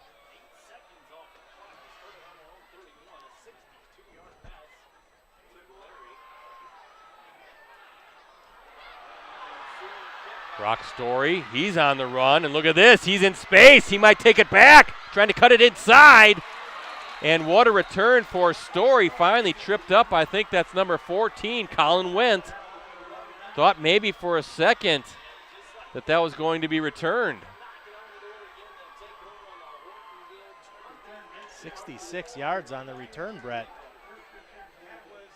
They did that fake the handoff there and just freezes you just enough. Yep. And then Story showing off his wheels, cut it back into the middle of the field, trying to find some space. But Duke Chauvel saying, no problem, we got this. And look at this field position. It seems like the Phantoms have been operating with short fields much of the night. And a timeout coming for the Polar Bears. Good timeout there for Hortonville. Things just kind of happening quick. They get the long touchdown. They have a little confusion on the extra point, and then you get give up the long return. So a couple back-to-back issues with special teams as well. If you're the Polar Bears, things to clean up. You mentioned it, Mike. Hortonville playing without the services this season. First team All VFA linebacker Ben Smith. Smith last season also an honorable mention selection at tight end / fullback, and he's opted to focus on his track career during a senior season. One of the top throwers in the country. State champion, of course. Was he state champion both shot and discus, right, this past season? No, he finished second, and he had a first and a second. First and a second. First in shot. Yeah, where he's hit with the nation's best throw. But anyway, he's going to compete collegiately at University of Oregon, Track City, USA, and I guess it's definitely understandable. We were talking about it before we went on that you could break an arm in football, and he's a really good wrestler as well. I don't know if he's going to wrestle. I guess, has that decision been made yet as far as Ben Smith? Not yet? Yeah, I haven't heard. Oh, wow. Chauvel finds number 19. Is that Riesenberg again, who kind of ducks under the defender and gets a few more yards down to about the 11 or 12-yard line. But it makes sense. You're going to throw at one of the nation's premier track programs, and the last thing you want to do is have a stupid injury that affects maybe you twist an arm or snap a bone in your arm and kind of ruins everything. So focus in on that track career and come back and see him in the spring and see if he can continue to be one of the nation's top throwers at the high school level. But that's a big loss. Chauvel to land. There's going to be a flag. I think that's a good call in the end zone. Valeri kind of riding the backside of Nordgaard. Seemed to maybe even give him a little bit of a shove as they're fighting for position on that throw. Yeah, a lot of contact there. Valeri giving up, 4 or 5 inches to Nordgaard as well. Talking about Ben Smith, obviously a very personal decision. Tough one. I'm sure it was a tough one. I'm sure he thought about it a lot, but I always go back to you only get one chance to play high school sports, and I hope 5 or 10 years from now he doesn't regret the decision. I'm sure he won't. Like you said, he's got a great future ahead of him, but you'd love to see kids maximize their opportunities in as many sports as they can in high school before they specialize. Just my opinion. Yeah, heck of a throw there. Whoa, not much there for Odd. I think that was number 99, the first one to get in on that. That's Aiden Rowe, the 6'1", 225-pound senior defensive lineman. But that's a big blow for this Hortonville program not to have a player of that caliber back, but it gives Smith an opportunity to really hone in on the techniques, and who knows where that could lead. Become a national champion potentially at some point at Oregon, and maybe some stuff beyond. So good luck. We look forward to seeing Ben Smith out at the track as Chauvel somehow gets it out. And nowhere to go, though, for number 92. That's Easton Deshane. Credit Sam Belo, the senior defensive back, getting in and bringing Deshane down. So Deshane making some plays on the defensive line, trying to get those big guys a little love, right? Get a little action on that offensive side. First time we've called his name on offense. I don't know how Chauvel got that pass off. Yeah. He had a defender in his face. You look at Deshane, though, 6'4", 235 pounds. That's a nice weapon to have out there, as if Chauvel needs another weapon. Third down. Chauvel now on the run. And, again, good pursuit. This time, was that Silas? Yeah. Silas in there, yes. Well, you look at Silas and just how he's built. Yeah, he's got that. Well, you can put some even more muscle on that frame and his speed and athleticism. Yeah, he's going to be a force at that next level. Yeah, he closed in a hurry. And Chauvel, I think, thought he had more time to find a receiver. All of a sudden, Silas was in his face. Yeah, you can see him right there, number 40. Heck of a player and one of Ricardo's elite 11s. We're going to talk about that at the half, so don't go away. And folks, we also need to talk about Clubhouse Live, our Green Bay Packers show. As the Phantoms getting set. What is that going to be, a 23-yarder? That's good. I think we'll call it 23 yards, 23 and a half. 23 yards for number 18, Brandon Schaefer. So as we look at our Cellcom, Cooney's Embroidery and Sportswear scoreboard, 17-6, the lead for the Phantoms. But don't go away at Clubhouse Live. That's our Green Bay Packers show, live stream, live show. Entering our 15th season already, but can introduce who our Packers player co-hosts will be. We have 2 of them this season, and a new location as well, a new venue, brand new venue, a familiar venue, I think, to many baseball fans here in the Northeast Wisconsin region. A couple really good co-hosts who are going to bring teammate guests on, so you definitely want to stick around for that announcement. Talk about the Elite 11s. I think Ricardo must have some terrific 10 volleyball players coming out as well. So, Mike, maybe you'll have that list of Elite 11s you can run down. Sure can. Yeah, we've been working Rosie too hard. He hasn't had time to work on the terrific 10s, but he did a great job knocking out the Elite 11s. Short kick, fielded by Winston Peters, I should say, number 3. And about a minute and a half, minute 33 to play here in this opening half. And I guess if you're Coach Reichert, you're telling you guys, listen, we're going to be aggressive, but let's not make any mistakes here and get the Phantoms another opportunity to get on this field and put some more points on the board.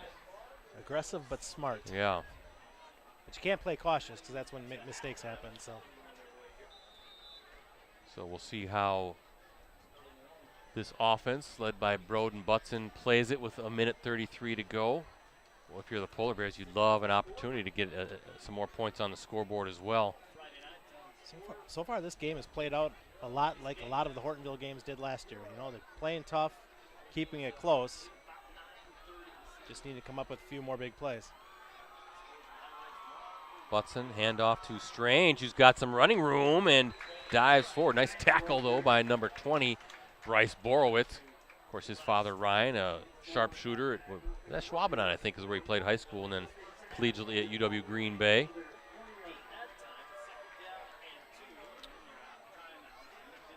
Hortonville with 1 timeout remaining. Clock continuing to run as Butson gets his line, or his team to the line, getting ready for the second down snap. High snap, handoff. Whoa, almost a fumble. Good job by Strange to hold on to that football. It was bobbling as he took it. And third down, kind of wondering, the Phantoms have a pair of timeouts too. Surprised maybe they're not using them, but I suppose they're just saying, hey, we got a lead here. We want to make you guys hurry, and the Polar Bears now will burn that final timeout. Yeah, now with Hortonville taking that timeout, though, I think if you're West De Pere, you see what happens on this 4th down play, and maybe you stop the clock if you stop them short of the first down. If nothing else, the last time Hortonville punted, they had the high snap, so yeah, you definitely want to make them snap it again if you can. Yeah, special teams has really been a problem tonight for Hortonville, right? That high snap, missed PAT, and then the long return here that we just saw that led to the field goal. You mentioned the Hortonville close games last year. I think, Mike, it's just going to take a win, right? To just all of a sudden to just kind of get over that hump to say, okay, we can do it. We fight, we scratch, we claw. We're in these games, and some of these games against some really good opponents, and maybe just a break or two and it goes your way, and that's sometimes all it takes to kind of get things rolling. Well, if you're Coach Reichert, I think the message is we know we're going to play good defense. We know we're going to keep teams, keep ourselves in games.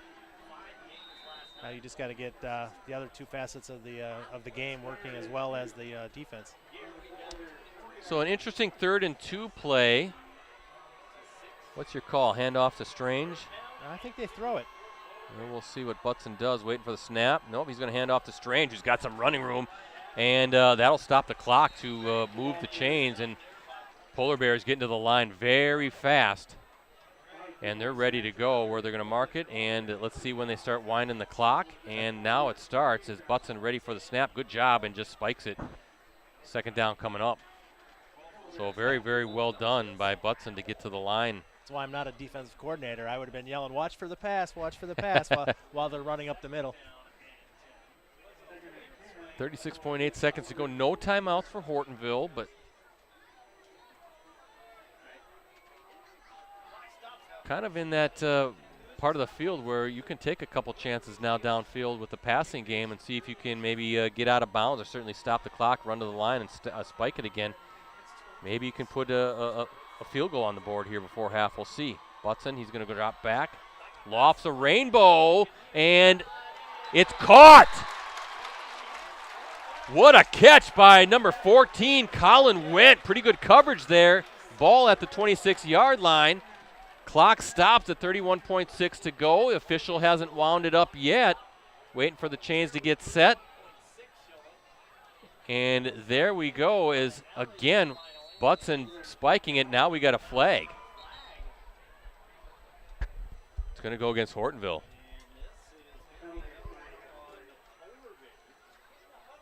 It was kind of a similar play to the earlier one when they got the pass interference on the sideline. Illegal. This time Wendt just was able to outrun the defender. Tough catch, especially coming down and keeping control of it. And I'm actually impressed by how quickly they get to the line and set while they're waiting for that clock to wind up. And Wendt is the kicker, and he does have a good leg, so he's probably thinking, if I come down with this catch, I might get a chance to kick a field goal too. Especially with the wind at their backs. So now the penalty drops them back 5 yards, illegal procedure. 1st and 15 for the Polar Bears. Let's see what Butson can do. He's got to get rid of it. Going downfield, and it is almost intercepted. In fact, I think the West De Pere defender kind of looked like the intended receiver the way that was shaping out. And Butson took a pretty good hit there when he delivered the ball from Andrew Baumgart. Yeah, didn't have a whole lot of time to kind of drop back. Had to get rid of it as Baumgart was coming through pretty fast. 2nd down and 15. 24.2 seconds to go in this second quarter.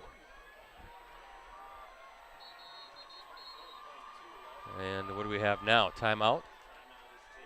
Timeout for the Phantoms to talk things over defensively. Good timeout by Coach Chris Greisen. Greisen now in his 4th season already leading the Phantoms. Talked about Chris from time to time in other streams, but worth repeating again. Of course, was an NFL quarterback. Arizona Cardinals and Dallas Cowboys also enjoyed a prolific career in the Arena Football League. Greisen was an assistant at Green Bay Notre Dame, Green Bay Southwest, and Freedom before coming to West De Pere. Selected by the Arizona Cardinals in the 7th round of the 1999 NFL Draft, played his high school ball up in Door County. He was a Sturgeon Bay Clipper, doing good things. Kind of following a long line of successful coaches, right? You had Coach Batten. Turnquist, I believe, was before that. Isn't Turnquist at Bayport? At least he was helping Bayport, I thought, for a season or two. And Patrick Greisen is a sophomore quarterback, a 6'2" sophomore quarterback on the roster. You thinking he takes over next season when Chauval graduates? We'll see. Guessing you can learn a few things about quarterback play from a father who played in the NFL at that position. 2nd down for Butson and the Polar Bears. Let's see what he's got. Some time. Going to swing it out. Ooh, nice job to come back into the field, but good tackle. That's number 20, Cale Conrad, the junior wide receiver. Clock running, and I think maybe do you spike it and try to set up for a field goal here? That's what you do. Or you set up for a pass into the end zone. Let's see. Nope, they're going to get the field goal team out. And you said, Mike, they're comfortable with their kicker, Colin Wendt. As long as they got the snap and hold operation fixed from the last extra point. So this will be marked as a 42-yarder. The ball, they're going to mark it at the 32. That's where the hold will take place. So let's see if Wendt can knock this through from 42 yards out. Phantoms with 1 timeout remaining. Let's see if they want to use that. Nope. Good snap, good hold, and it's blocked.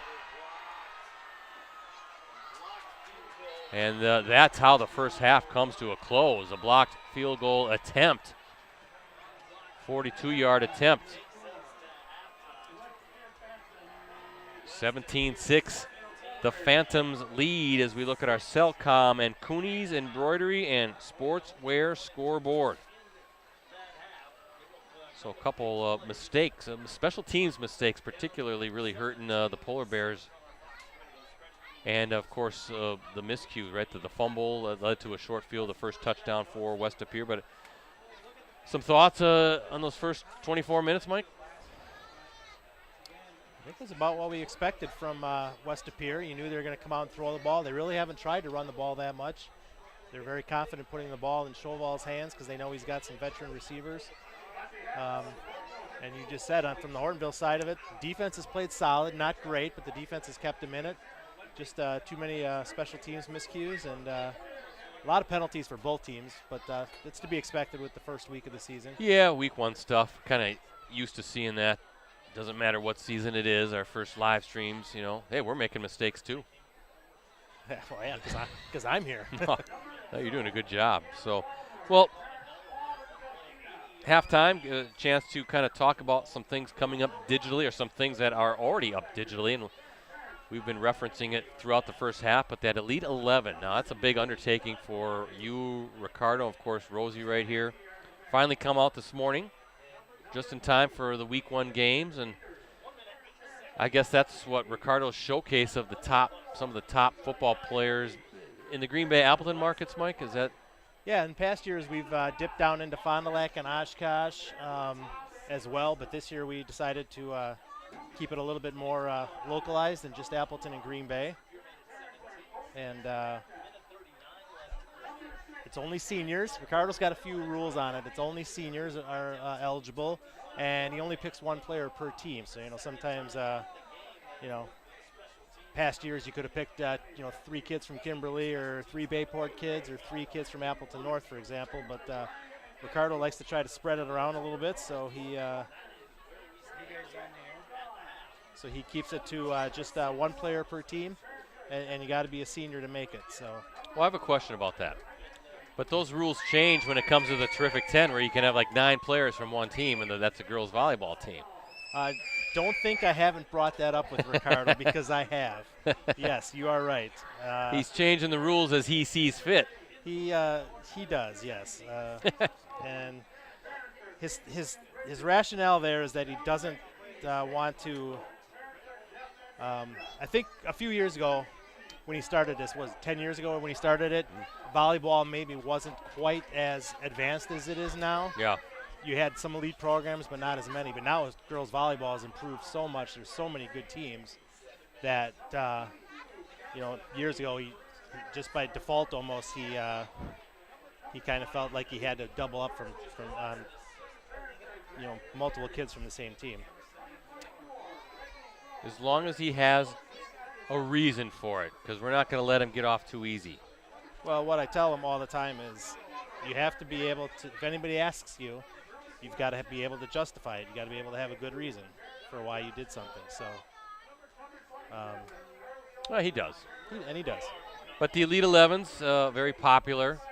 Guys come in, right, get their picture taken. Rosie shoots some video, I guess, with them, and it's a great way to kick off the high school football season, showcase some of the top talent here in the Fox Valley.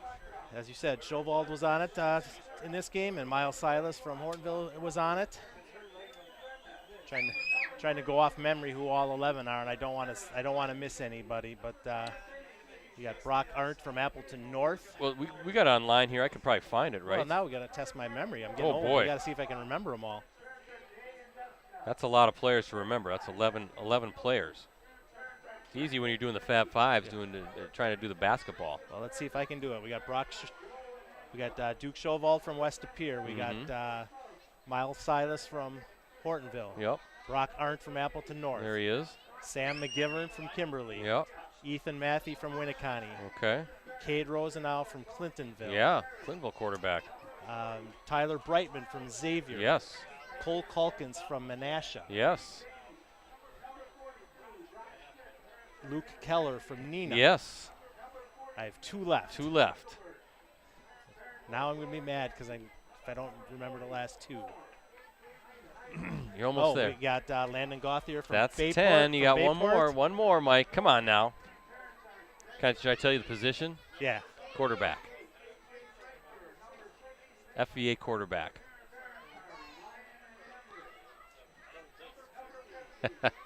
I knew we had 3 quarterbacks. We had Rosenau, we had Schovald, and who's our other quarterback?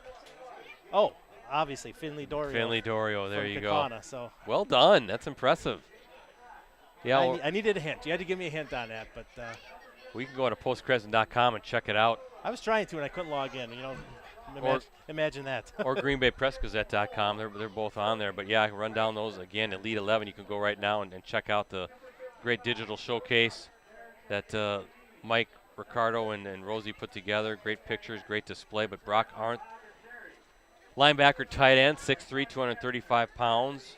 First team AP and WFCA All-State linebacker last season. North should have a fantastic defense again this year, I would think. Yeah, they didn't give up any points last night defensively. The only score for Green Bay Southwest was a defensive touchdown for the Trojans. Tyler Brightman, the Xavier free safety, 6'6", playing at free safety, 175 pounds. Intercepted 8 passes last year. Wow. Favorite football player is Russell Wilson for Tyler Brightman. Interesting choice. Cole Calkins, Menasha defensive end. We're going to see the Blue Jays next week, 6'1", 210 pounds. Unanimous first team all FRCC South, had 42 tackles, 15 for a loss, 5 sacks last season.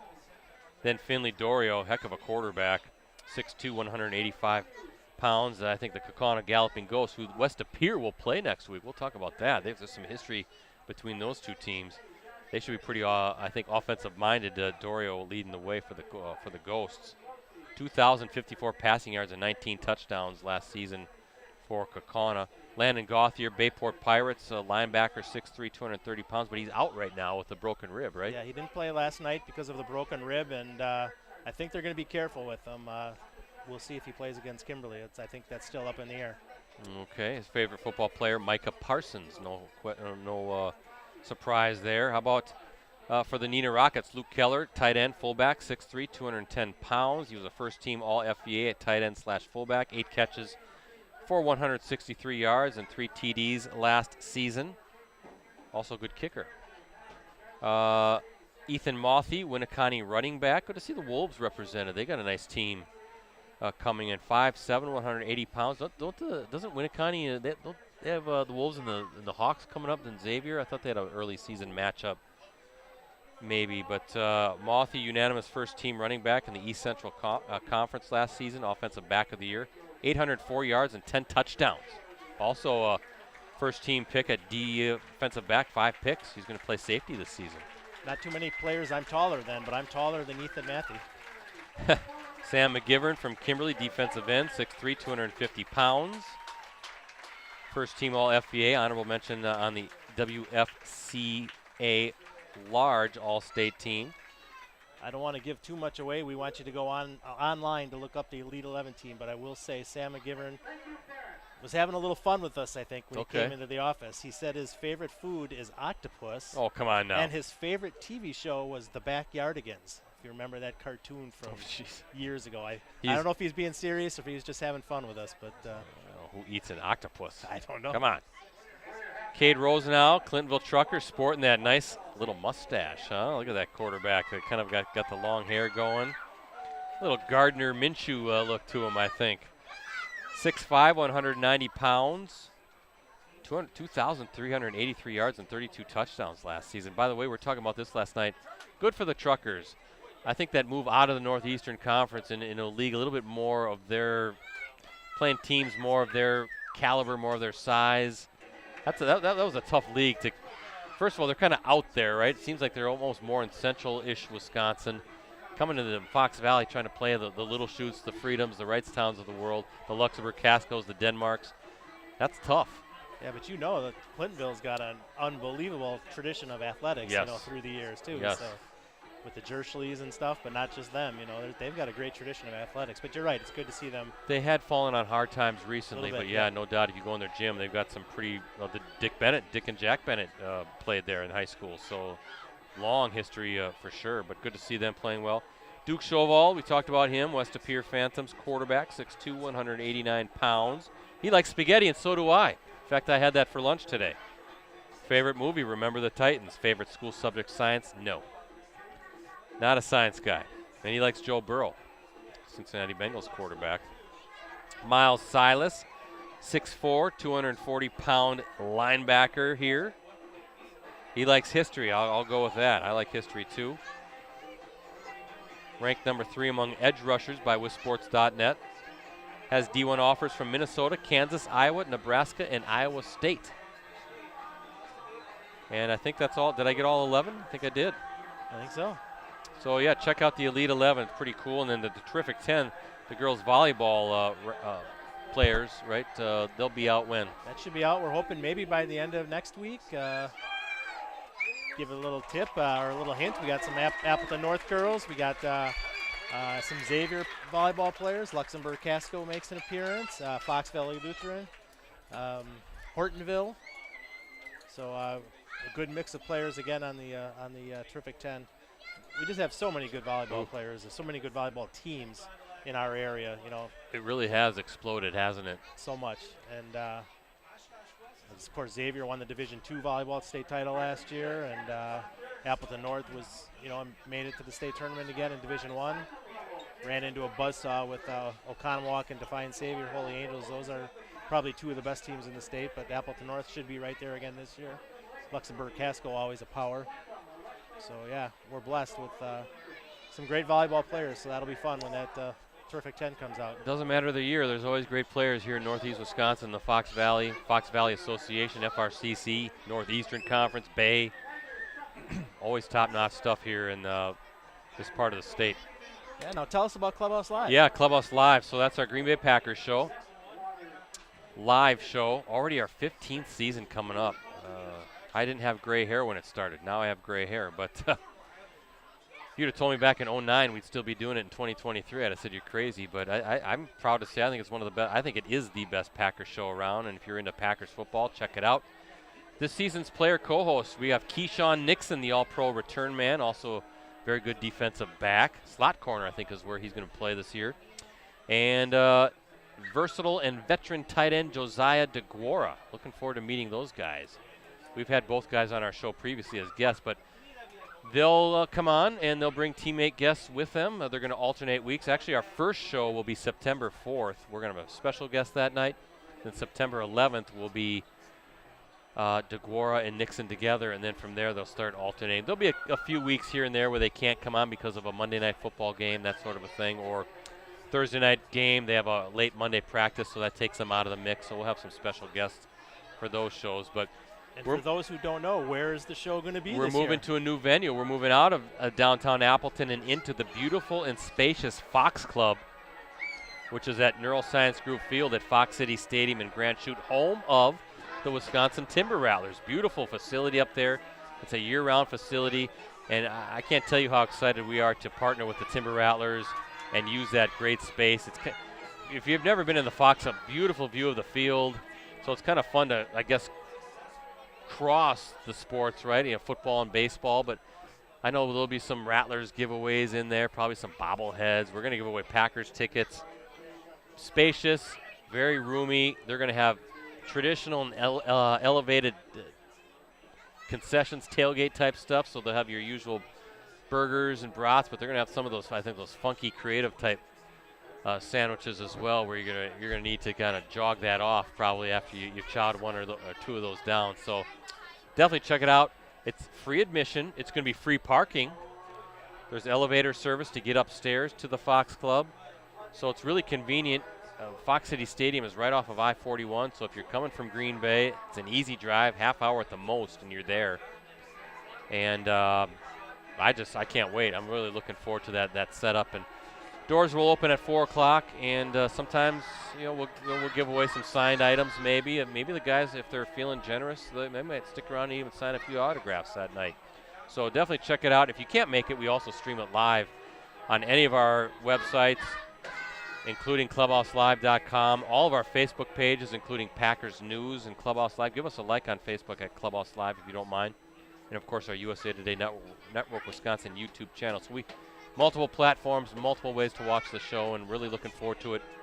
And the Packers are going to give us some intrigue this season because it's a new era with Jordan Love. And I think, wouldn't be surprised if we'll probably get Jordan Love on the show at some point this season as well, I think. I'm fairly confident in saying that that's going to happen. Don't know it, but I think that's a good chance. I know he and Josiah are pretty good buddies. Hopefully Josiah will bring in maybe a couple of the rookie tight ends. Musgrave was looking really good out there, right? Yeah. Good. Of course, Nixon might bring, maybe you'll get a Jair Alexander to come down. Or Rasul Douglas. Yeah. You know, hopefully he can bring Devondre Campbell, who was our co-host last year. So that show will start. When the show starts, the sun will still be out. You'll be able to see the baseball field. By the time December rolls around, hopefully the Packers are in a playoff chase, but you'll look out at the Fox Club windows and be dark. Fox City Stadium will be covered in snow. Covered in snow, but nice and toasty warm inside. The cool thing is in the Fox Club, they can open up the windows. You can have an open air feel. So I think we can do that at least early on in the season. Probably not so much in the wintertime unless we want to reenact the Ice Bowl and then just keep it like at 20 degrees inside. And you want to mention we might bring some special guests to the show every Monday night. Do you want to? Yeah, I think we're going to add a new segment and have high school teams of the week. And so be on the lookout for an invite if you're listening. But we'll try to mix it up. We'll have some football teams, some volleyball teams, some soccer teams, cross country runners maybe, and invite their parents as well. There's a lot of room. It can fit up 250 people. So that would be fun to kind of introduce the show to more people, more fans, and have that opportunity to have that flexibility to do so. Yeah, really great show. If you haven't tuned in yet, what's wrong with you? Why haven't you? And if you haven't come to watch it in person, this is the year. Like Brett said, the parking will be easy, the food will be great, and the Packer guests will be fun. Yeah, really looking forward to that. And then Varsity Roundtable show, Ricardo has that mapped out to start on September 6th, right after Labor Day. So we'll get that going. That's our weekly high school sports talk show where Ricardo brings some members of a team. Or sometimes he'll bring members of different teams, maybe from the same school, or maybe if they have a big game coming up, if the coaches are agreeable to that. That's always the tricky part, is getting the coaches to agree. Like when Kimberly plays Appleton North in football, and you want a Kimberly football player and a North football player on the show, the coaches are kind of like, hold on, we don't need any bulletin board stuff, you know. Politely decline, wouldn't they? Exactly. But yeah, that's the weekly sports talk show, live weekly sports talk show. Ricardo co-hosts that. I handle the live chat. Rosie's on the production side. And that'll start at 6 o'clock or 7 o'clock on September 6th and run Wednesday nights throughout the high school season. There'll be some periodic breaks, in between seasons or the holidays, that sort of a thing. And then just got word this week, Mike, that our Northeast Wisconsin High School Sports Awards show will be back to a live event, presumably at the Lambeau Field Atrium in Green Bay. It's just a matter of when that will take place. We were supposed to have a live show again this season, but unfortunately, due to circumstances that were out of our control, we had to pivot and do a virtual show. I thought it turned out very well, by the way. We shot it at Neenah High School, the old Neenah High School, kind of our farewell to the Ron Einerson Fieldhouse. And Rosie did a great job of putting that video together. But I have been told there's no negotiations there'll be no changes in this. We are one of the 22 shows nationally that will be going live, and it's going to stay live. There will be no changing to any sort of virtual format. That's great news. That's great news. It kind of caught us by surprise. Some things happened last year that were behind the scenes that we couldn't control, so we had to do a virtual show. You and Ricardo did a great job hosting it. Rosie did a great job putting it together. It was an excellent show, but we'd love to be in person because there's just so much more energy to the show when you've got 1,100 people at the atrium. You've got a Packer guest or a famous athlete on stage, talking to the high school kids. There's no doubt we'd much rather be in person. Yeah, so looking forward to that. So look for more details in the weeks to come. I guess we have a meeting in September. We'll kind of get things all laid out. And looking forward to working with Todd Adams of the events team. The only bad thing about Todd Adams is he's a big Chicago Cubs fan. Yeah, we try to overlook that fact, but he makes it pretty hard on us. Especially now with the Cubs playing good baseball and the Brewers not playing good baseball. No, but the Cubs did lose today, so that's good. Brewers just got to get through the series with the Rangers, right, and try to get back to playing easier teams again. Got swept by the Dodgers. Now the Rangers coming up. So a lot coming up digitally and with our live streams and shows and all that sort of stuff. And looking forward to it. Should be another fun-filled high school sports season and Packers season as well. Brewers and Rangers tied 3. Good to see 3-3 tie. Good to see the Brewers actually scoring some runs tonight, Mike. Absolutely. A couple quick score updates before the kickoff. Sussex-Hamilton 28, Fond du Lac 14.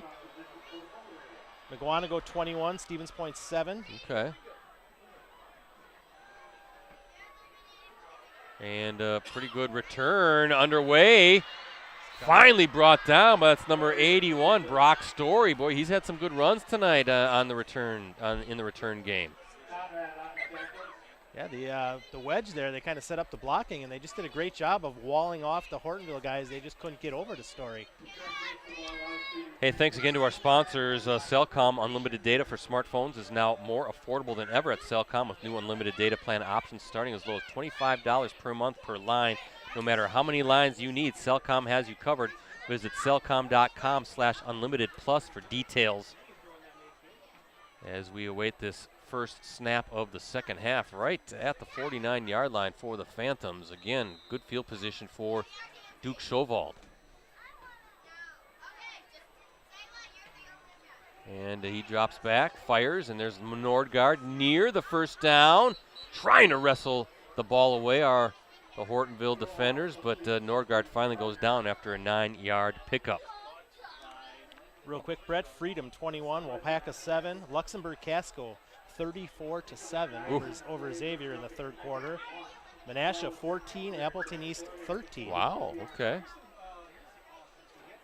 Also want to thank Cooney's Embroidery and Sportswear. Again, they have the skills and experience to customize your apparel and spread the word about your organization. Contact them today, 920-731-0922, or send them an email, Cooney's, COONEYS 0922 at sbcglobal.net.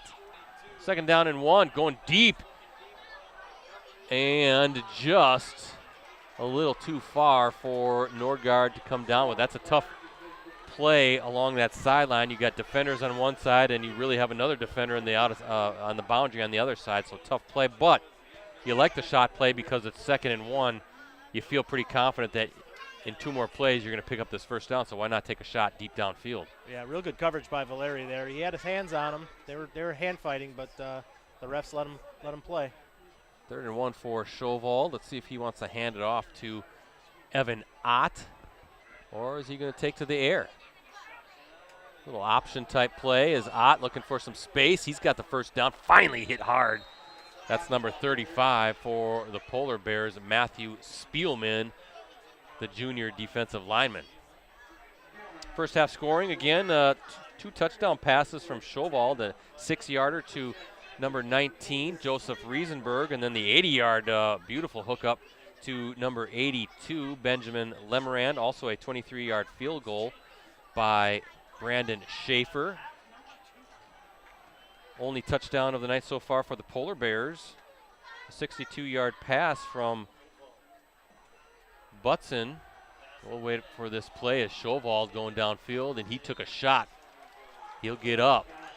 But good pressure on the West of Pier quarterback. Yeah, 62-yard pass from Broden Butson to number 2, Seth Valeri, down that far sideline, and that's your first half scoring as we, again, look at our Cellcom Cooney's Embroidery scoreboard.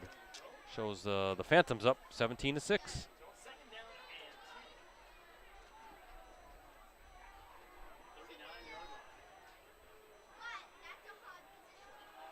Wow, Chauvold under pressure, dropped down, pocket collapsed quickly, and then number 35, Spielman again, the junior, dropping the West De Pere quarterback. 3rd and long coming up for the Phantoms. Very good pressure by that entire front because that pocket was not there. Spielman definitely putting some hits on guys tonight, especially this series. He's fired up on the sideline, comes off for this 3rd down play. Yeah, ball at the 45-yard line. 3rd and 16 seems like a long way, but with these weapons and that quarterback, they can pick it up. Again, pressure trying to set up the screen, though. Ott's got some room, and he's going to get it. Makes a nice move. One more block, and he's going to score. 55 yards. No, 45 yards. Check that. 45-yard score to Ott. That wasn't supposed to happen, Mike. There's a flag down. Okay. Did not see the flag thrown. And it looks like it's going to be coming back. Yeah, Ott kind of made that cutback move, and when that happens, sometimes the defenders turn their backs, and then the linemen downfield push them in the back, and that's what they're calling. And some good blocking, too, as he made his way to the end zone, but it's coming back. Well, they'll mark it from the spot of the foul, so they'll still get the first down, right? Yes. Yeah, so ball at the 24-yard line. Yeah, little juke moves there by Ott, and then with the blocking in front of him. You weren't going to catch him. Only thing that could catch him was a penalty, and that's what we saw.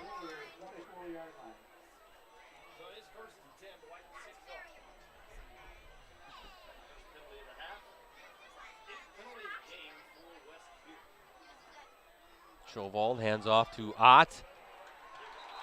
Number 24 in there quickly for the Polar Bears.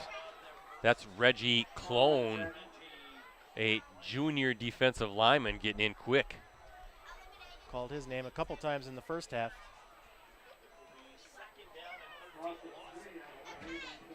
Behind the sticks now are the Phantoms after a loss of, 3 on that play? 2nd and 13.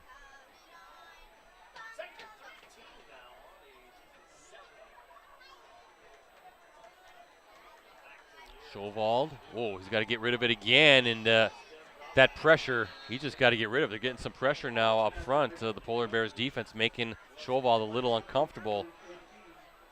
Just had to get rid of it. Landon Nordgaard, the receiver in that area. 3rd and long coming up. Yeah, Seth Valeri's doing a good job out there on the he's kind of been on an island all night on the receivers on the sideline, and he's held up pretty well.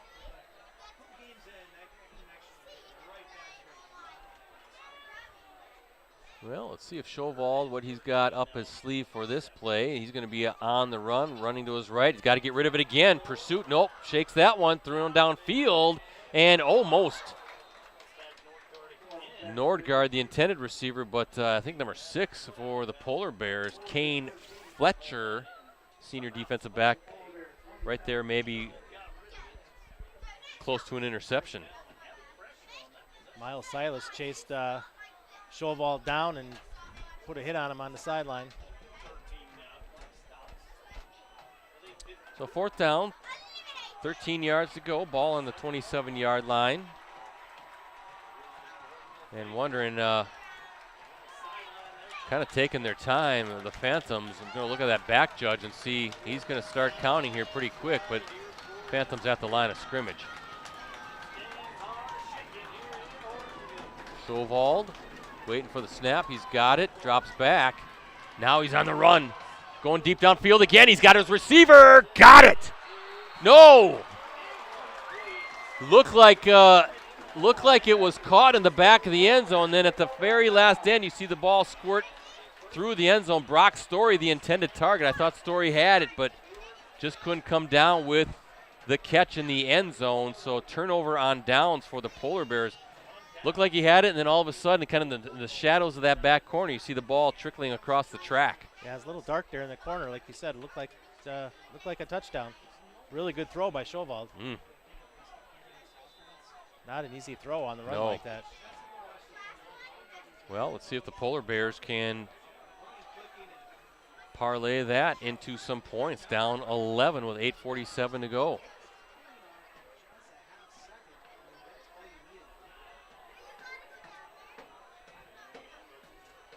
Butson, play fake again, swings it over. Ooh, tough hit. Wow, couple tough hits. And somehow Colin Wendt is able to maintain possession. He took an initial shot, then kind of spun around and took another one. Real good job keeping possession of the ball there. Ball at the 36-yard line, 2nd and 1 to go.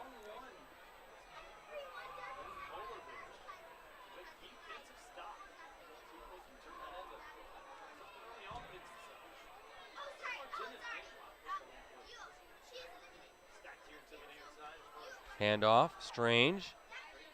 And he's got the first down, which is all you need there. Move the chains. Fresh set of downs coming up. This feels like this is a game that is going to come down to the fourth quarter, isn't it? I think this is going to be a ball game deep into the fourth quarter. That's what we want.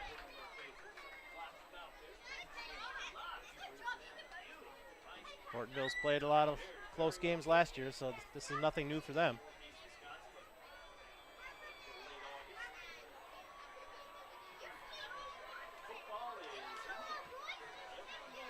First down for Butson and the Polar Bears.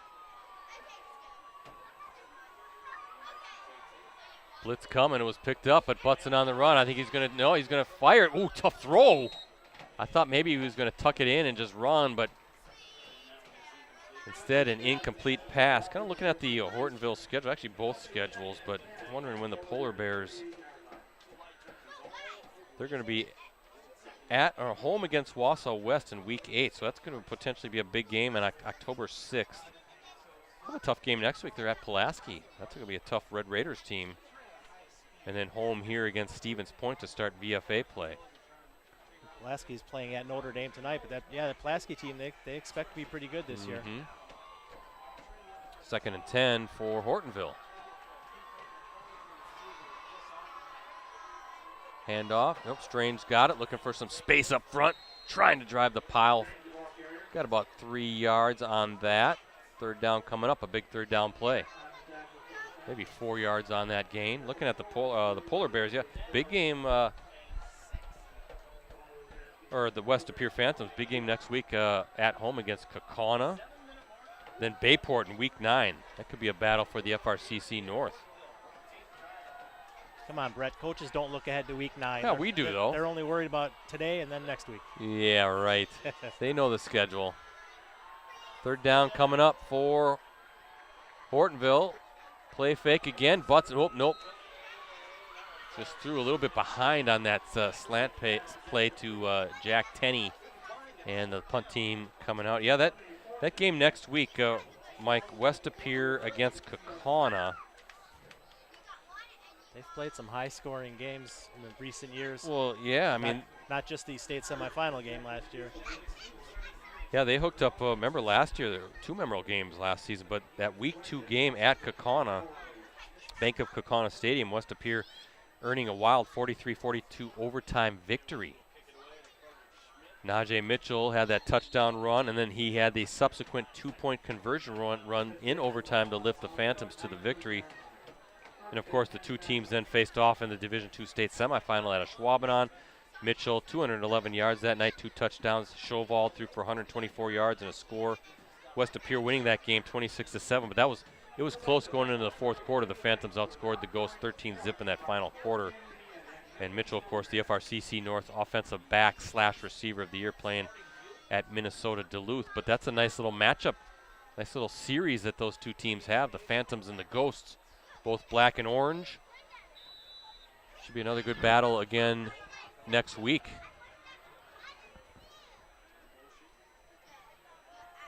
Chauval on the run, and just, I think, is going to throw it away. You're going to have 2 Elite 11 quarterbacks, right? Chauval going against Finley Dorio. Should be some offensive fireworks, so that's a potential game to go check out. For sure. If you're looking to check out a game in person. Now, if you want to watch a stream, though, that's the Neenah Menasha game. Absolutely. Something to watch, Brett. I've been watching the sideline. Seth Valeri, the excellent defensive back for Hortonville, he's on the sideline getting worked on. Looks like he's having some cramping issues. Okay. He wasn't on the field at the end of the last defensive series, and I've been watching him. They've been trying to stretch him out. They've been pumping liquids in him, fluids, and he's not on the field right now for this defensive series. So definitely looks like he's having some cramping issues. Hopefully he can get back onto the field as Chauvel going to run to his left. Tough throw across his body, just overshot his intended target, number 82, Benjamin Lemrand. Had him wide open, just overthrew him. Tough throw for a right-handed quarterback going that way, throwing across your body. No surprise if you're cramping up, right? August night. Now, it's not obscenely hot or anything, but it's warmer than what you're used to maybe and working hard. So, yeah, I got to put that water in, that Gatorade in, and stretch you out. Yeah, I saw a lot of cramping last night at the Appleton North Green Bay Southwest game. Not as much tonight, like you said, but definitely can happen. Doesn't have to be warm to get cramps No. either, right? Just got to make sure you have those fluids in you. And it's really keeping up with the fluids all week long, not on game night. Right. You got to do it all week long. Yeah, they typically say on game day it's too late. Too late, right. Yeah. So 3rd and 10 for Chauvel, and I think that's going to go against West Appear. No, against Hortonville. Offsides.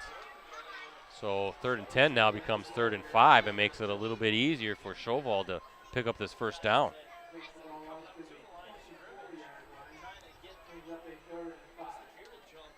Don't forget about that deal, folks, on a digital subscription to the Post Crescent, the Press Gazette, all of our USA Today Network Wisconsin sites. For the next 6 months, you can get all the benefits included with a digital subscription for just $1. 6 months, $1. Takes you all the way through the spring high school season, pretty much. Also includes full access on your desktop, tablet, mobile devices every day. Exclusive subscriber newsletters, the e-edition. Just go to any of our websites /subscribe to get in on that great deal. 6 months for $1. Can't go wrong, Mike. Chauvel rainbowing it again. Landon Nordgaard just off the fingertips. What an effort. Couldn't come up with it. Nordgaard going against Kane Fletcher. Diving attempt just off the fingertips. Good throw. Just a little too far, and 4th down coming up. Chauvel really throws a nice ball. Even the incompletions, nice tight spiral. And those throws that are just a little, they're going to be pinpoint in the weeks to come, right? I mean, you're going to kind of knock off that rust a little bit. 4th down. Phantoms set to punt. And right at the 45-yard line. And that's a good run by number 0, Gavin Vollner, senior defensive back. Brett, if you take a look at the 46-yard line, the Hortonville sideline, number 5 in shorts is Ben Smith. Oh, really? Yeah. He's got the uniform on, and his name is listed. They have 2 number 5s listed in the program. Interesting. And he's got his jersey, and he's standing on a sideline. I wonder if they're trying to talk him back. Maybe he's thinking about it again. Maybe he's thinking about it. Maybe the coaches are talking to him. Maybe he's got another role in the team. Maybe, you never know. But definitely worth looking into. But yeah, I don't know how I didn't spot him earlier, but he's down there on the 42-yard line now, being part of the action. Interesting.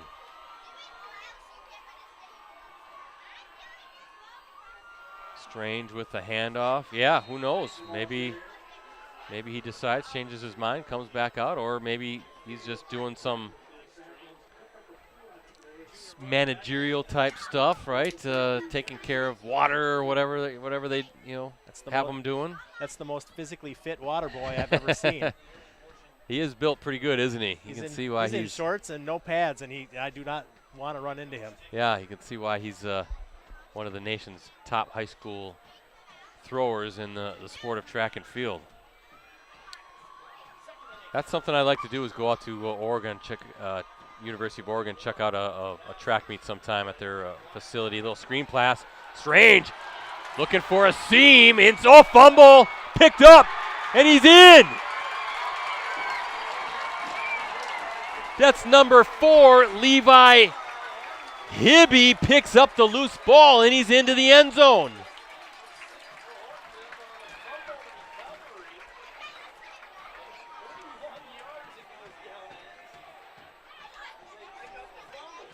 Wow. How do you score that? Strange gets Strange on a screen pass. From the 41-yard line to the 7-yard line, he gets those receiving yards, and then Hibby gets a 7-yard fumble return. Kind of just scooped it up. Boy, it took a nice bounce right into his hands. Hibby, Johnny on the spot, scooping that up, and he's in. Just how you diagram it, just how you practice that.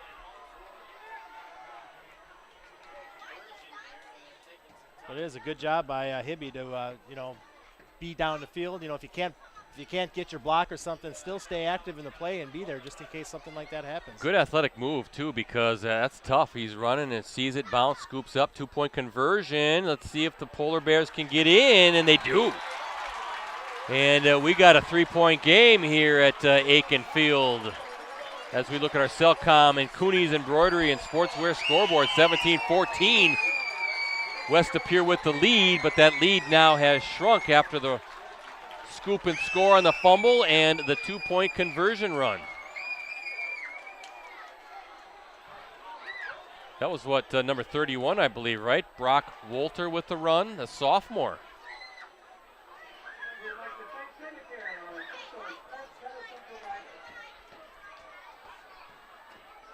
Just like that, we've got a ball game. We had a ball game, and now it's even better.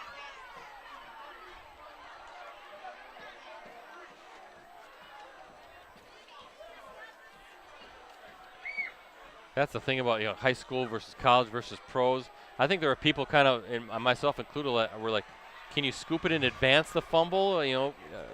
Does that count still, or Yeah, it's like they're all different. And it can't be the guy who fumbled it can't be the one to recover it and advance it further, but it's somebody else on the team can. I think everybody was sort of like, it was almost a subdued cheer. Like, right? Is that a touchdown?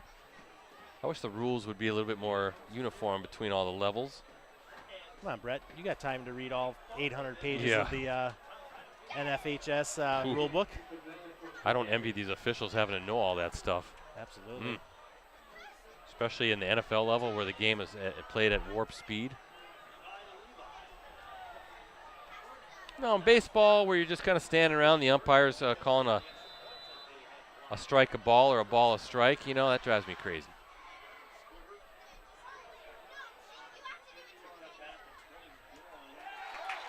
Brock Story fielding that squib kick, and now we'll see how the Phantoms respond.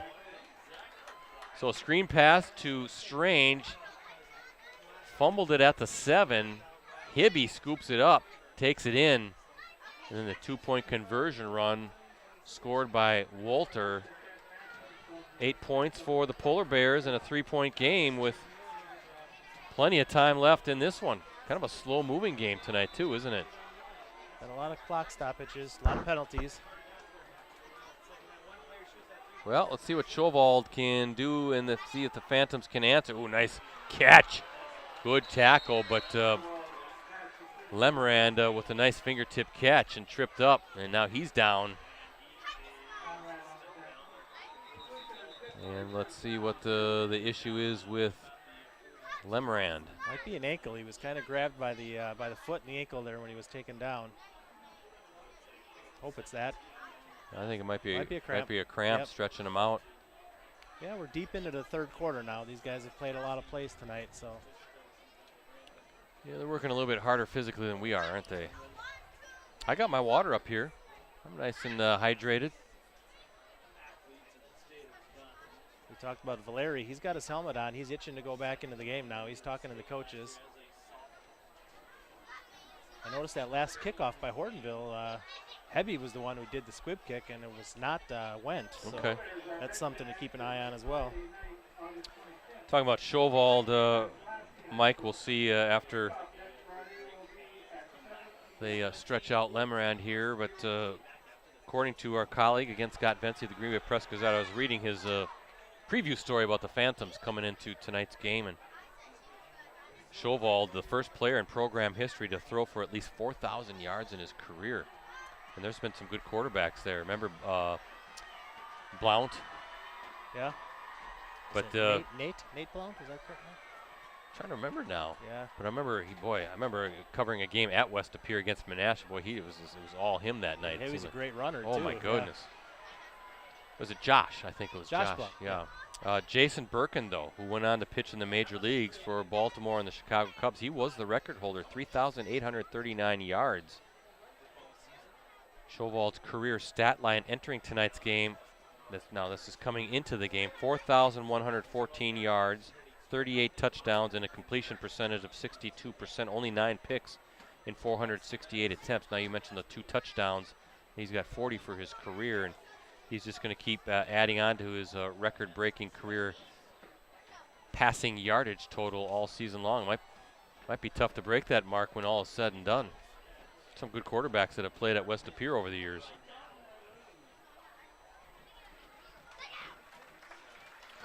So Lemoran being helped off the field.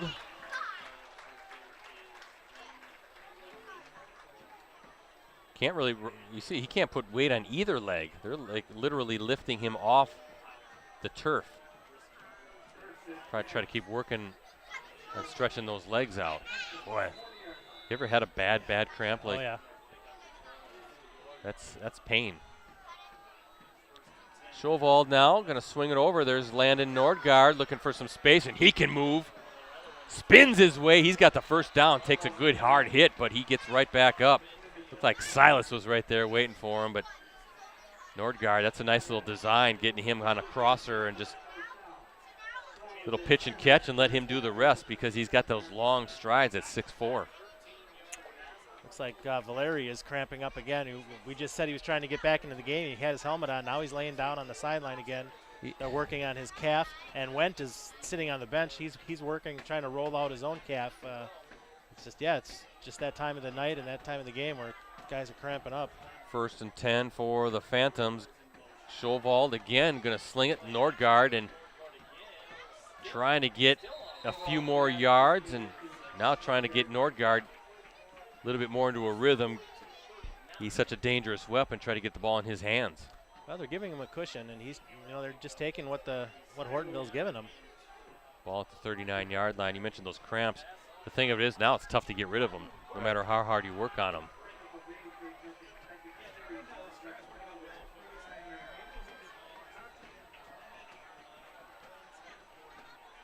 Ball at the 39, 2nd and 2 for Chauvel. Has the Phantoms on the move, trying to answer that Polar Bear touchdown 3-point game. Chauvel looking again. You're right, Mike.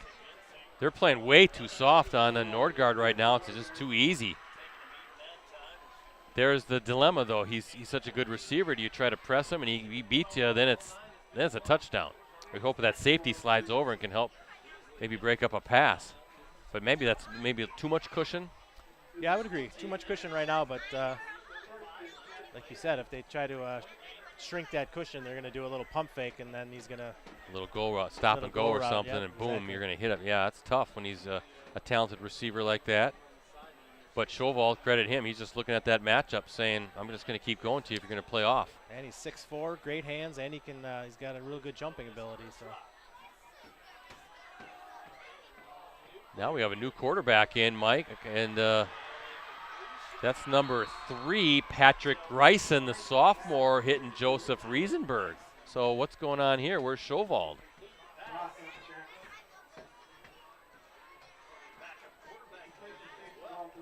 I see Chauvel on the sideline. Oh, he's kind of doing something with his right hand.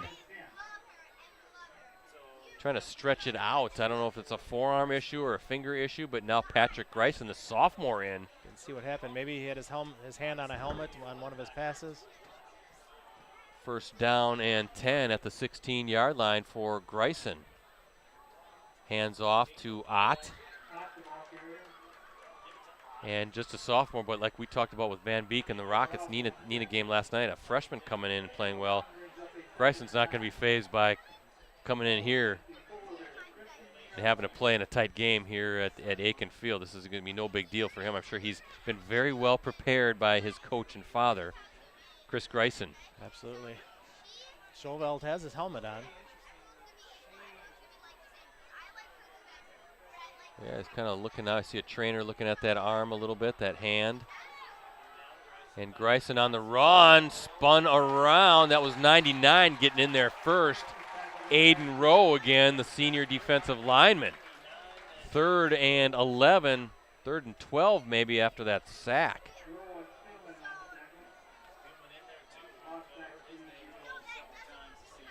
It's interesting from our vantage point. Greisen is listed as 6'2", the same height as Schowald, but you can maybe tell the difference between a senior and a sophomore. Greisen doesn't look quite as big out there as Schowald does. Tried to get out of that tackle and couldn't escape it. Well, let's see what Greisen can do here on 3rd down. Phantoms, little play fake, swings it over. And close to the first down, I think, is Riesenberg again, the 6'1" senior tight end. Let's see where they mark this. That could be 4th and, or 3rd and 1. 3rd and a short one, it looks like. 4th down, check that, 4th down. That's what the down marker they just switched. I thought it was 4th down.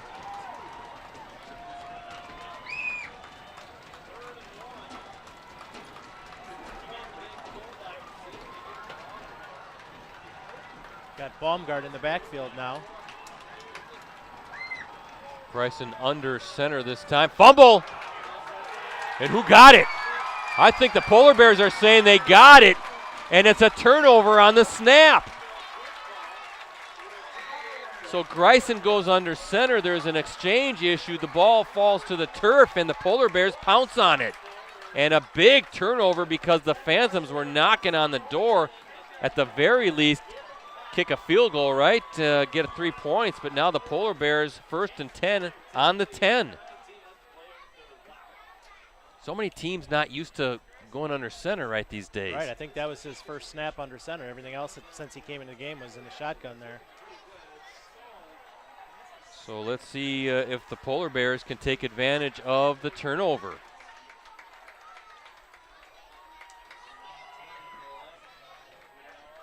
Down 3 late in the 3rd quarter. You don't know how many snaps the backup quarterback takes with the starting center, because usually they're taking snaps from the second string center.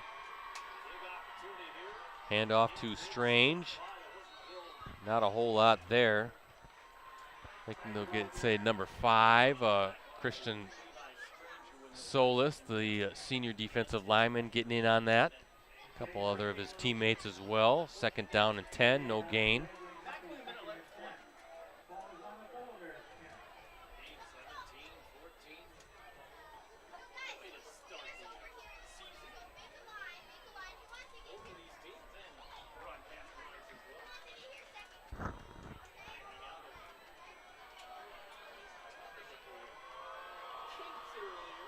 Butson directing traffic here before the snap, getting everything all set up. High snap, little toss to his right to number 31, Brock Wolter. And I'm wondering, Mike, that might be the last play of the 3rd quarter, kind of regroup, use that change of quarter as a timeout to kind of talk over the play, because it's a big one coming up, 3rd and 8.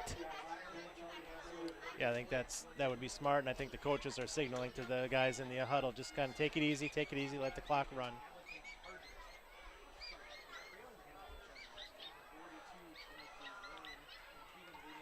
That is how the 3rd quarter comes to an end, so we'll take a little break in the 4th quarter. First play of the 4th quarter will be a big one. 3rd and 8 coming up out of this change in quarter. Hortonville with the football on its own 12-yard line after the fumble by West Pere.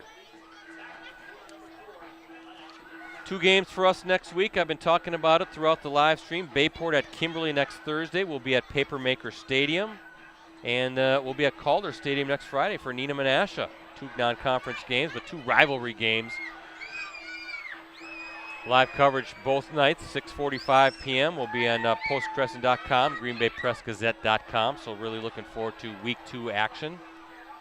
Of course, that'll be the first game of the season for Kimberly, since their game this week against Milwaukee Marshall was canceled. Yeah, that's too bad. And you know, I guess kind of what I'm thinking about this, and it'll be interesting to see how it all plays out. Bayport lost a tough one to Middleton, but comes in battle-tested, playing a very good, very quality, maybe a top 10 team in Division I squad in Middleton, whereas now Kimberly has another week of practice. They're going to get antsy.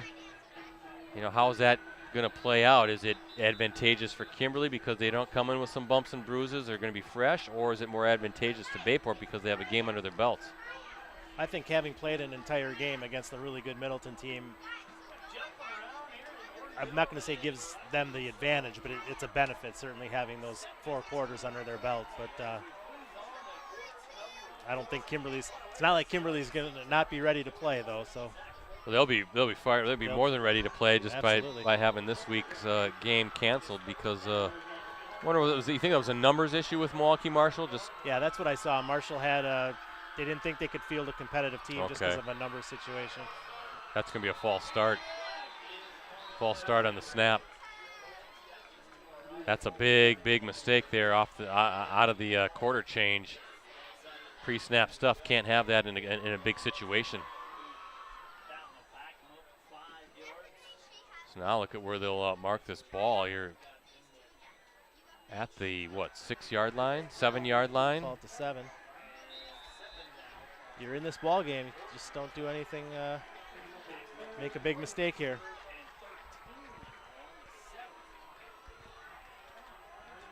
Polar Bears will try it again. Butson waiting for the snap. Big moment here. Early 4th quarter.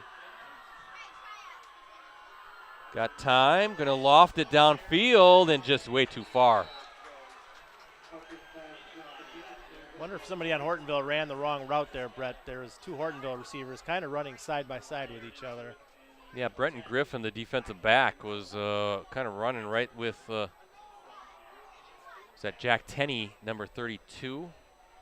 And I saw Tenney kind of turn around after the throw, and it seemed to be maybe just, you're right, maybe off, not on the same page. It's a good throw by Butson, though. You know, throw it out there. If your guy doesn't get it, make sure nobody on the other team gets it. Carter Schmidt back to receive this punt, and boy, good field position, you would think, after this. Ooh, high punt, short punt. And West Appear's got to get out of the way. Ooh, look at where they're going to get it about the 23-yard line. Yeah, remember, that's the backup punter because Wendt has been battling on the sidelines, battling cramps. He wasn't in there to kick that. But it sets up West Appear in great field position. But again, a close game. Close game. Hortonville played a number of these last year.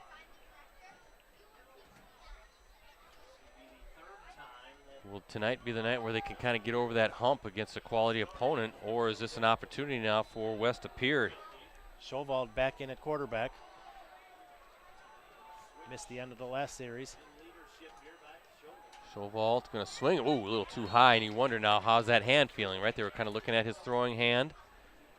Seemed like they're kind of stretching the fingers a little bit. Maybe there's a little bit of a forearm thing. When you kind of stretch the fingers, you feel in that lower forearm on the back, on the other side. Could that kind of mess with his accuracy? We'll see. Yeah, even if you just lose a little bit of feeling in your fingers at all, it affects your touch on the ball. And I think we saw it on that throw.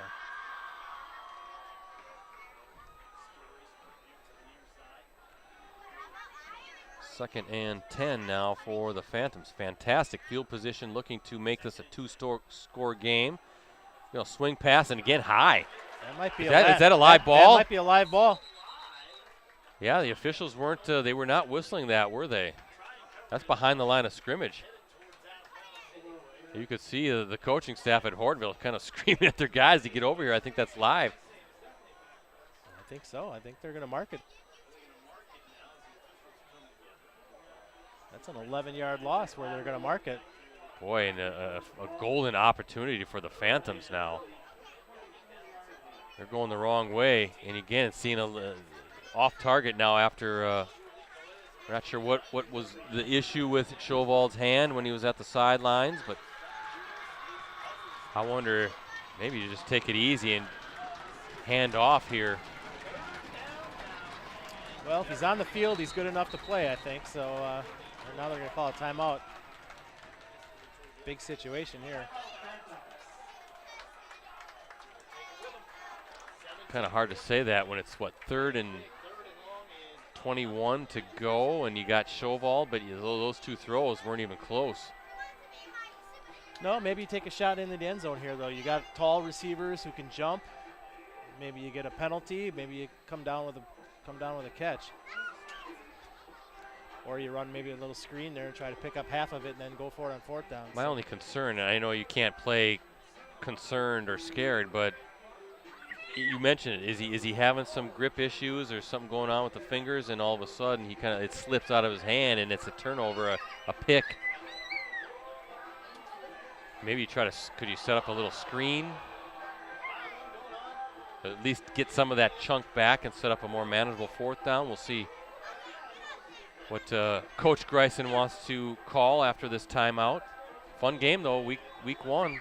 Good week. Good start. This would be a good week to have a sideline reporter. we could be digging up the news on the sideline of what these injuries are. So who can we recruit to do that?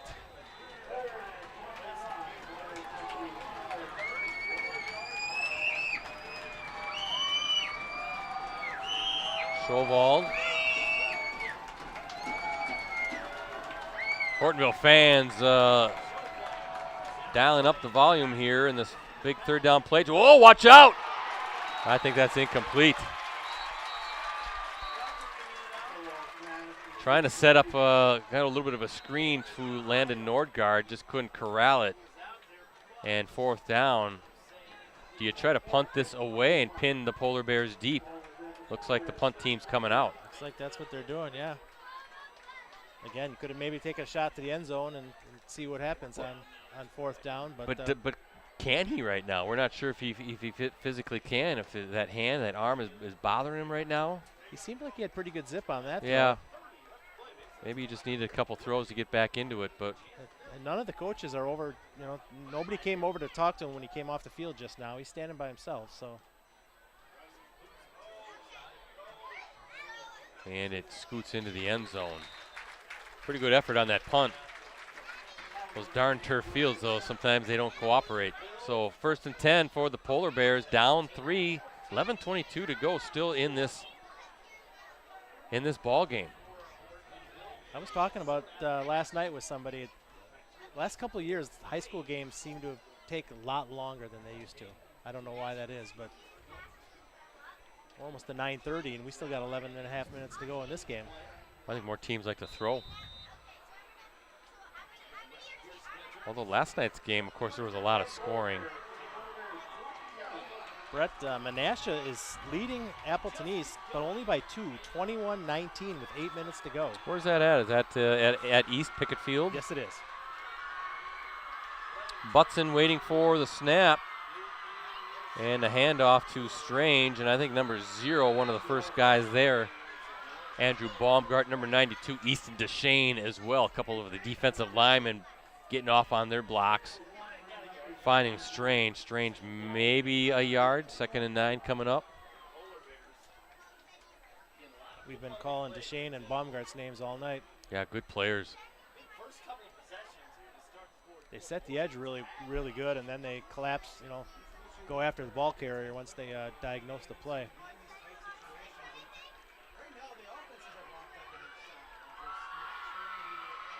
Butson handoff to Strange. Oh, jeez. Guess who?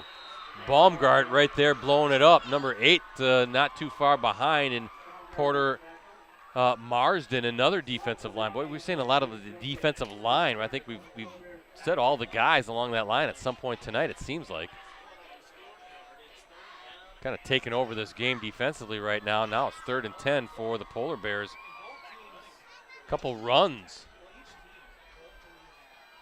Try to set something up maybe, a little play fake. We'll see what this 3rd and 10 call is. It's going to drop back, looking for a screen. Oh! Easton DeShane was right there. I mean, if DeShane maybe turns around, he might have had an interception. But he was hunting down Strange on that screen pass. He wasn't interested in the ball. He was just interested in putting some shoulder pad on Strange. So good job, good effort by that Phantoms defense and that defensive front really taking control on that series. Paul Grassi, the backup punter, is on again for the second chance. Oh, watch out. Low snap. It's in the end zone, and that's going to be a safety. That's a safety for the Phantoms. And another special teams miscue.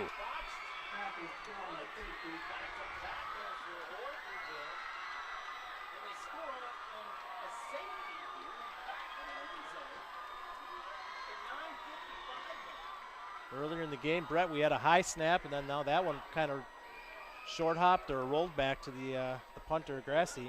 Wow.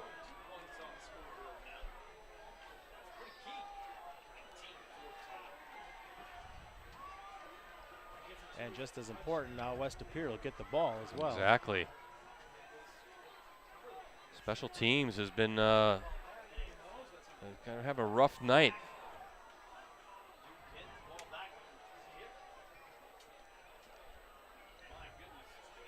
And in that situation, you're chasing that down as a punter. He did the right thing, just kind of falling the ball out of bounds or just whip it out of bounds. Yeah, sometimes you see guys try to pick it up and run with it, and then they get it poked away, and then it turns in, instead of 2 points, it turns into a touchdown. So he did about all he could there, but pushes the Phantoms' lead to 5 points.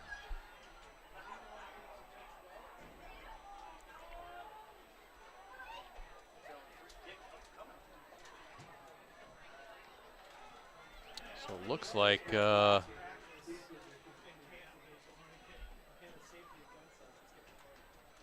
free kick. That's going to be Levi Hibby.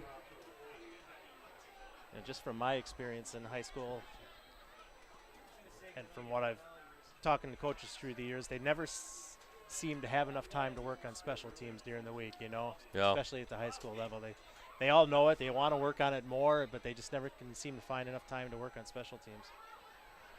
Not saying that was the problem with Hortonville, but it's definitely cost them some points tonight. Third of the game, right? Offense, defense, special teams, and definitely has hurt. Good return by number 85, Maddox Black, sophomore wide receiver.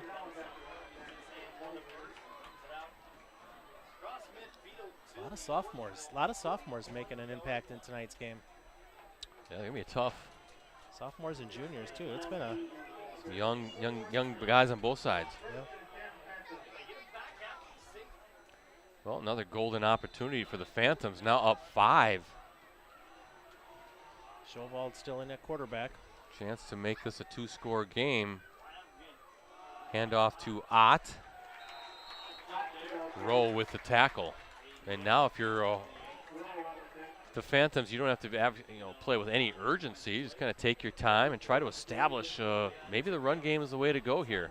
Shovald's coming out of the game. He kind of turned to the sidelines and gestured to Patrick Greisen, and Greisen put his helmet on and ran onto the field. So I don't know if maybe when he handed it off, I guess I didn't see which hand. Was it his right hand? But did he hurt something when he a stinger going on, or trying to see him across the sideline? He definitely was the one who took himself off the field. Whoa! Bad snap again. Greisen wasn't ready, and another snap issue for West Pere. That one wasn't low, I don't think, but it came back with some velocity on it. That thing was coming fast. Definitely surprised Greisen, like you said. Trying to find where Shovald is across the sideline. I don't see him right now. Might be sitting on the bench. I just can't. Too many guys in the way. No, I think maybe the trainer. Yeah, he's behind the sideline there. I think I see a trainer working on him. Whoa. Yeah, you can kind of see behind. Got his helmet up on his head. You see a trainer there. And backing up again are the Phantoms here on 3rd down. So 3rd and 23, I guess they'll say on the scoreboard. Ball at the 46-yard line. A lot of mistakes, both sides. Bryson going to hand off to Ott, who's still on his feet. But I think in this situation, like you said, defense playing back, didn't want to get beat deep. But this is probably a punt situation again with how good that front was for the Phantoms in the last series. Try to pin the Polar Bears deep. And definitely the right call, especially when there's some funky things going on with the snaps and try to get things regrouped. Right. I see. Trying to see what's going on over there with Schovald. Look, they're trying to stretch his arm a little bit, and a good, whoa, great punt. Yeah, that's going to be down at they're going to say right at the 5-yard line, so a long ways to go. Fantastic punt. That was Grayson with the punt there. From our vantage point, it looked like it went out at about the 2. Yeah, that's why I was a little surprised the official was right at the 5. I thought maybe it went out at the 3 or the 2-yard line, but still 95 yards to go for the Polar Bears to take a lead in this one.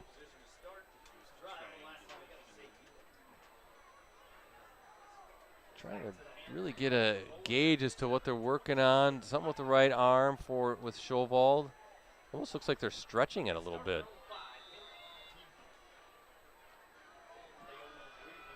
I hate to see it. You know, it's back-to-back nights in our streams where two talented quarterbacks have had to exit the game. Evan Van Evenhoven for the Nina last night, now Duke Schovald tonight. Hopefully they're all right, both guys.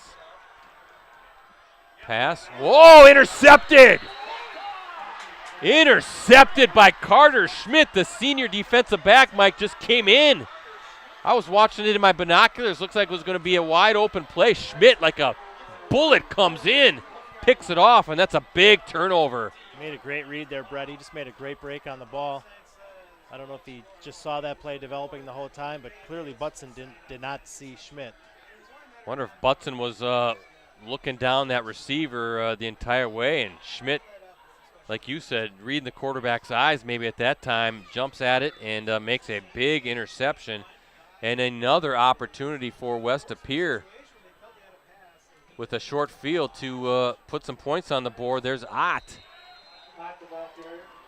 And again, wondering if this is a situation now, if you're Chris Greisen, Coach Greisen, that let's just work Ott. Let's get this running game going. Let's get this offensive line kind of coming off the snap, coming off the ball, and let's see if we can salt this away. Run some clock at the same time. They've had so much trouble with the snaps, though, in the exchanges that you can't feel comfortable. West De Pere doesn't need a touch, or West De Pere, I should say, a touchdown. I mean, a field goal, yeah, but it's still a one possession game. It would be an 8-point game.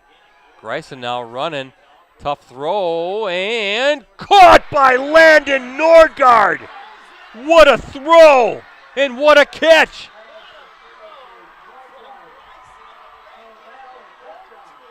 Boy, Landon Nordgaard skying for that one. As good as the throw was, Brett, the catch was even better. Took a big hit right when he got his big hands on that ball. He took a big shot to the ribs. Well, he did. And he held on. Held on to it, coming down with that football. I mean, Greisen, again, a tough throw for a right-handed quarterback going to his left, but lofts it up. Says, hey, Landon, you go make a play, and Nordgaard high-pointing that and showing off his hops, coming down hard, but holds on to it. What a play by Nordgaard, and what a connection between him and Greisen now, the backup quarterback. Going for two, looking for Nordgaard, back shoulder, just couldn't come down with it. But an important 6 points for the Phantoms, now up 11, so up 2 scores again with 6:38 to play. We're looking at our Cellcom and Cooney's Embroidery and Sportswear scoreboard. 25-14, the Phantoms lead after that acrobatic 16-yard touchdown grab by Landon Nordgaard. I think that was Kane Fletcher on the coverage. He was there. He put a good hit on him. Did almost everything he could do to jar the ball out of there. Just a better play by Nordgaard.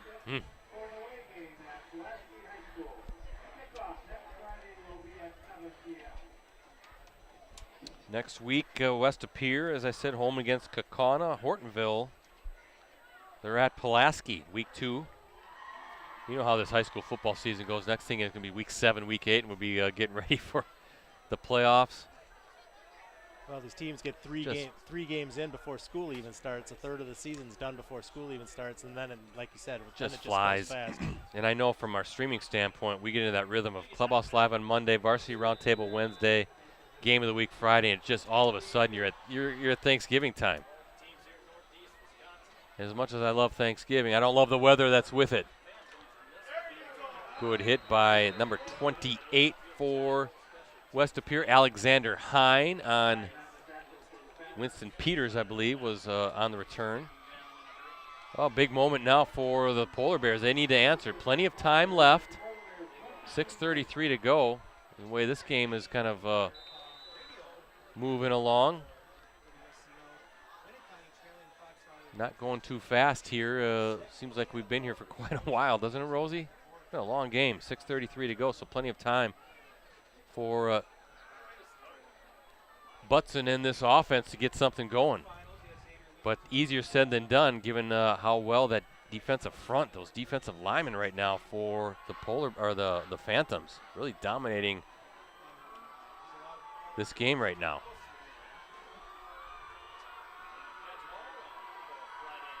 Butson claps his hands, gets the snap, gonna swing it over to Strange, looking for some space, cuts it back inside. I think if you're the Polar Bears, Mike, I think you want a little bit of urgency, right? Let's get to the line, maybe start getting that hurry-up mode. Absolutely. See if you can get into a rhythm, kind of go at tempo, and maybe get the Phantoms' defense on its heels a little bit. Again, easier said than done with how well that front has been playing.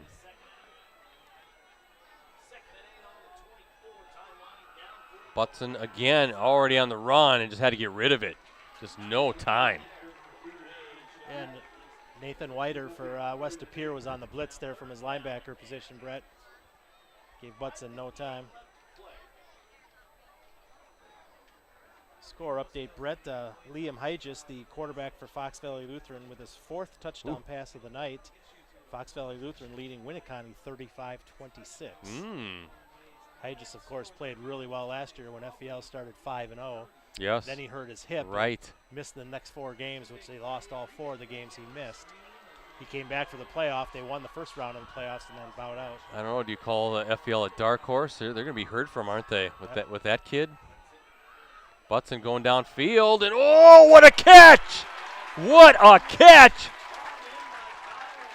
Colin Wentz. With tight coverage, Colin Wentz comes down with it.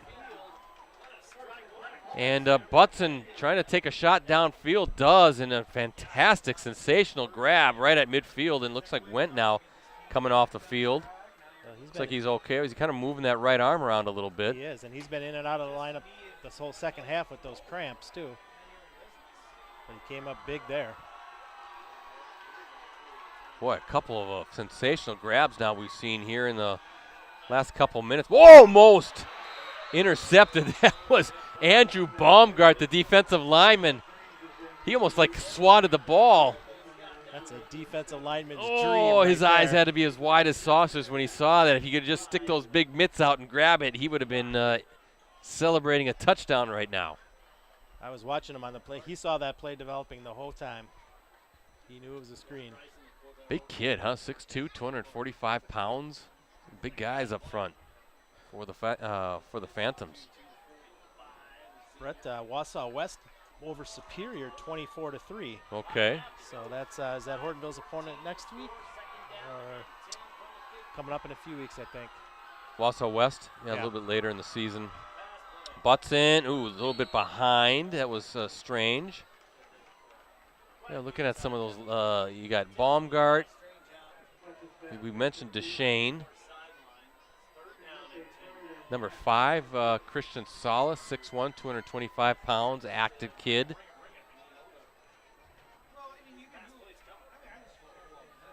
Trying to see if that's 86 maybe. Kali Davis maybe, junior defensive lineman. Number 2's now in there, Marcus Schmidt. defensive linemen. So they got a very talented group up front of guys that they can keep rotating, keep guys fresh. Butson now going to sling it downfield, and good coverage by Brenton Griffin on Winston Peters. And with 5:22 to go, with 4th and 10, Mike, do you punt or you got to go for it? I think you got to go for it at this point. I think you got to go for it. 2-possession game, Yep. only 5 minutes to go. Excellent coverage there by Griffin. We've called his name a few times tonight. He did have the one pass interference earlier in the game, but he's had some sticky coverage tonight on the Hortonville receivers.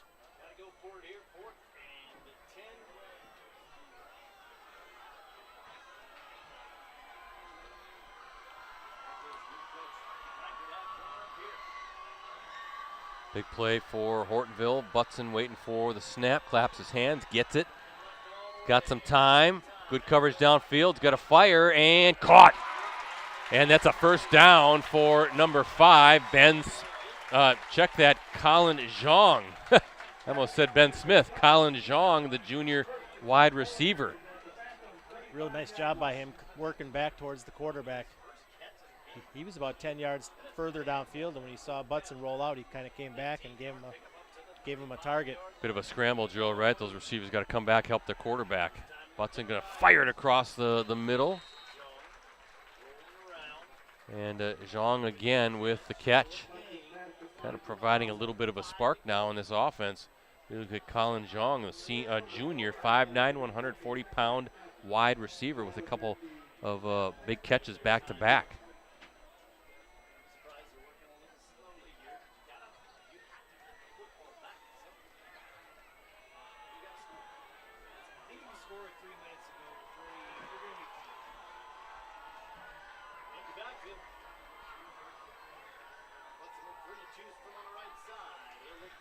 Butson looking, trying to get to, almost intercepted. Woo.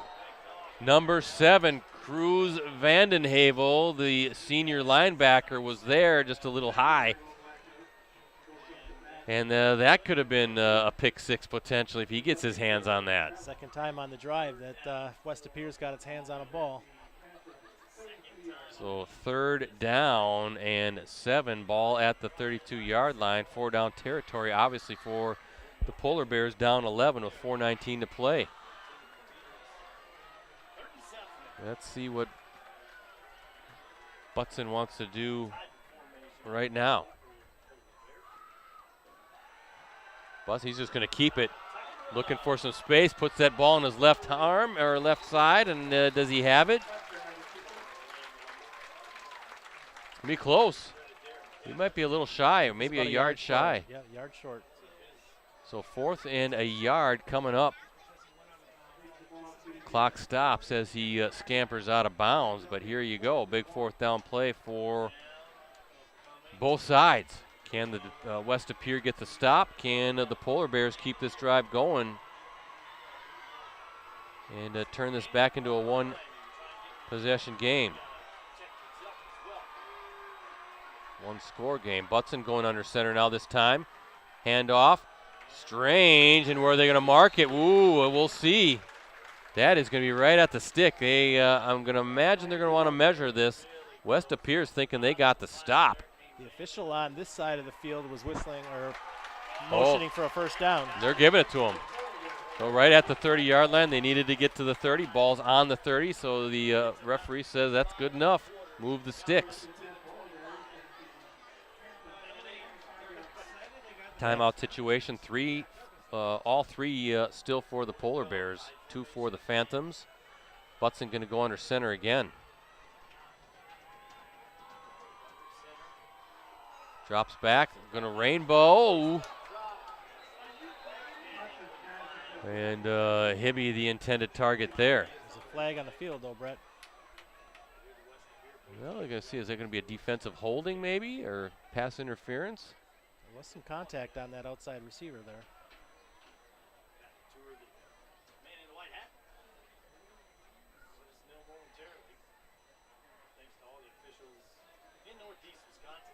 They're going to wave the flag. They're waving it off, so no penalty. They talked about it. Good job by the officials to make sure, talking things over. 2nd down and 10. Something to watch. Hortonville's starting left tackle, Drager, just came off the field, limping a little bit. I think looks like he's cramping up too now.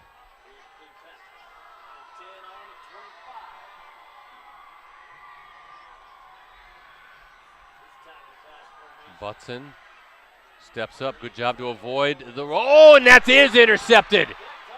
This time it is number 7, Vandenhavel on the run. But he fumbles. Fumbles. Where is it? Who's going to get it? I think the Phantoms have it right in front of their bench. They're all signaling that way. But Vandenhavel with the interception this time, he gets it. He gets another chance and is able to hold on to it, and that is a big turnover, maybe a game-clinching turnover. We'll see with 3 minutes and 30 seconds to play. Thought Butson did a good job kind of stepping up to avoid that initial pressure, but then things were kind of collapsing around him. Had to get rid of it, and Vandenhavel right there for the interception.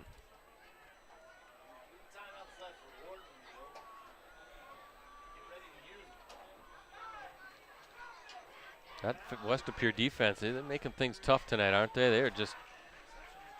Yeah, their front 7 is very active. Very active, very athletic, fast, strong, in the backfield a lot. Bryson still in at quarterback. Hand off to Ott. I'm guessing there'll be a lot of handing it off, trying to get this clock to wind down, up 11 points. Hortonville's got all 3 timeouts left. Correct, yes. I think they would start taking them probably after this play. You can see West Pier in no hurry to get back to the line, looking at the sideline for some instruction. Wonder if they're just going to wind it down and maybe take a timeout themselves. No, we'll see. Getting the play in. These are those situations. Nick Reichert, first game as the head coach. When do you take the timeouts? It's always tricky. Greisen going to throw. High catch by Nordgaard again. Boy, not only that 6'4" frame, but then he's got long arms on top of that and can jump too. And this time Hortonville will take a timeout. First one for the Polar Bears. Yeah, Nordgaard was he was probably 4 yards inside the boundary there, and then he got forced out of bounds, so the officials smartly kept the clock winding, so Hortonville had to use a timeout. Updating our Cellcom Cooney's Embroidery and Sportswear scoreboard. Timeout situation is now correct. Both teams with 2 timeouts remaining. 25-14 lead for the Phantoms. 2:38 to play. Again, folks, don't forget about that digital subscription. Mentioned that earlier. 6 months for $1. Unlimited digital access to any of our websites. That includes the postcrescent.com, greenbaypressgazette.com, any of our USA Today Network Wisconsin websites. You get full access on your desktop, tablet, and mobile devices every day. Exclusive subscriber newsletters, full access to national reporting with the USA Today Sports Plus app. The e-edition, that's a digital replica of the print edition, that's also included.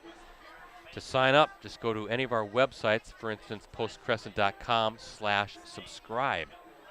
Can't go wrong, Mike. Six months for $1 single. That's all it costs. You can. A couple quick score updates. Notre Dame final 35-14 over Pulaski. Okay, good. Triton's definitely a team to watch in the FRCC North with Flanagan. Got a couple more scores. We'll do it after this play. Greisen going to whip it over to, that's number 14, Adam Lamers, a senior wide receiver. And that's a first down toss, Mike. That's a big first down toss. Might have been, might have salted that one away now, this game away with picking up that first down. Wrightstown 39-16 over Seymour final. Okay. St. Mary Catholic 49-0 over Rosholt. Nice job by the Zepps. Little Chute 35-0 over Shawano. Okay. Good win by the Mustangs. Luxembourg Casco still up 34-14 late in the fourth quarter on Xavier. Freedom 34-7 over Wapaka. Hand off to Ott. What was that Freedom score? 34-7. Seems like kind of the usual suspects kind of doing the usual things again, right? Right. And Hortonville burning another timeout. Calculating a few more scores here while we're. Fans starting to exit Akin Field. I think they starting to think this one's over. Mike, what do you got planned after this? You got to go back to the office? I'll be working from home tonight, but I'll be working late. Yep, helping the guys round up as many of the game information and recaps as we can.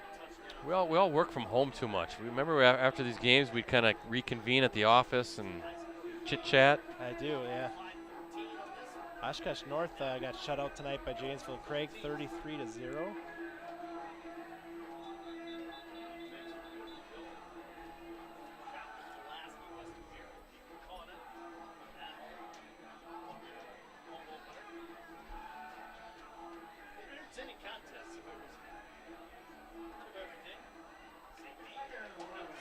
Second and 11, a minute 49 coming out of that timeout. West of Pere up 11, just trying to kind of wrap this up. Brett, we talked about Clintonville at halftime, of course, with their great quarterback, Cade Rosenau. Amherst scored 65 points tonight. Amherst 65, Clintonville 19. Ooh. Final.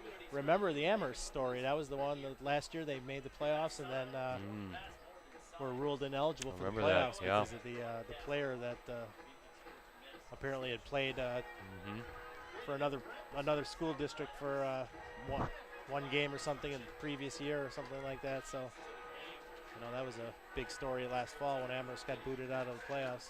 Amherst a little angry to start the season, perhaps? I would think so.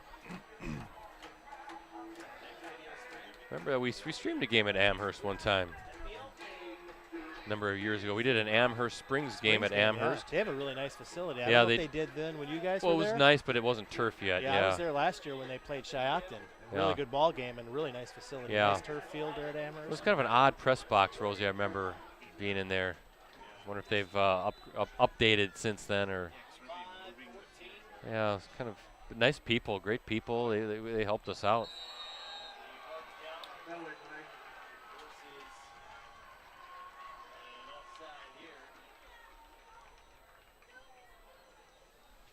So West of Pere taking a timeout now. The offsides by Hortonville here with a minute 49 to go. Again, join us again next week. 2 more games for us. Our Varsity Game of the Week live streams.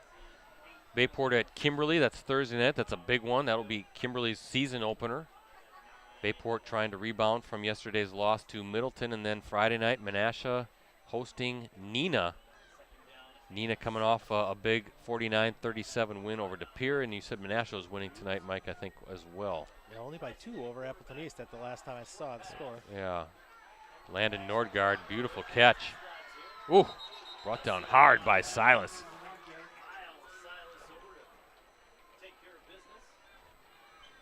That's a lot of confidence in a sophomore quarterback to be throwing the ball as much as they have here on this drive. But looks good. He looks really good. Yeah. Obviously, they got a lot of trust in their wide receivers to come down with the ball. Just a couple snap issues, but otherwise he looks very poised and confident out there, no doubt about it. Of course, we hope that Chauvald is good. Everything's good with him. I see number 12 on the sideline. Doesn't look too concerned. So hopefully it's just more of a little bump or bruise, and he'll be ready to go again next week. Same with Van Evenhoven for Neenah. Don't want to see any of these kids. They're such good players. You want to see them do their thing for the full 9 weeks, and in some cases beyond that. Hortonville taking its final timeout.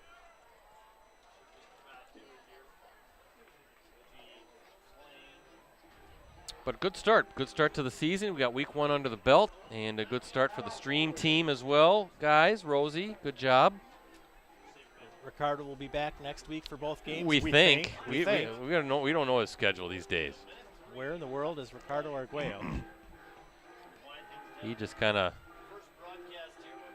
he goes to the beat of his own drummer. I think that's the saying. Well, hopefully he's back. I don't mind pitching in and helping out from time to time, but yeah, he'll be back. We're just teasing Ricardo.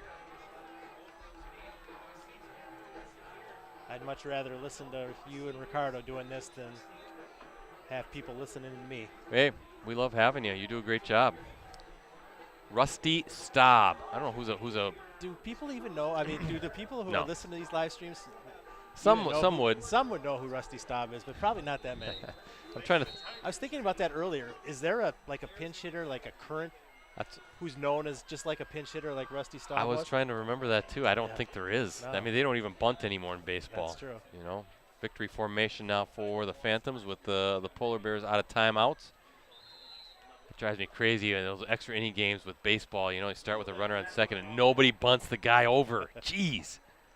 I don't mind the ghost runner on second base. I don't either. But I wish they would let them play the 10th inning regular. If nobody scores, gotcha. If nobody scores in the 10th, then do it in the 11th. Start with the 11th. That's a good idea. I like that. Or even the 11th. Play 2 innings regular. If nobody scores, then put a ghost runner on starting. Instead of doing it right away. But instead of doing it right away, that's just my. But I think they should expand rosters too. You know, with all the teams using bullpen arms and they all get burned out, it seems. But just expand the roster so you have a little bit more. The game has changed. Yeah, that's money coming out of the owner's pocket, though. If they got more guys on the roster. Well, heaven forbid they make the experience better for the fan, right, and make it a little bit easier for the manager. So, hey, we're talking baseball. We're wrapping up here in this varsity game of the week prep football game. We're waiting for that scoreboard to make it official. There it is, and as we look at our Cellcom and Cooties embroidery and sportswear scoreboard, the Phantoms with the 25-14 victory tonight. Mike, got some thoughts on this one before we call it a day? Well, if you're West De Pere, of course, the first thought is the status of your starting quarterback, Duke Schowald. You got to see what's going on with his hand. But Patrick Reisen looked really good in coming in to help him out. About what you expected, I think the West De Pere defense really showed up tonight and played well. The front seven was fantastic and active. And if you're Hortonville, I think you feel pretty good. Some special teams mistakes, a couple of turnovers. Those are really, you were in the ball game the whole time. I mean, you just played a tight ball game against a team that a lot of people think could get back to Madison. So nothing to hang your heads about. Obviously, there's no such thing as moral victories, but when Hortonville watches the tape, they're probably going to think, man, there was a lot of opportunities that we missed on.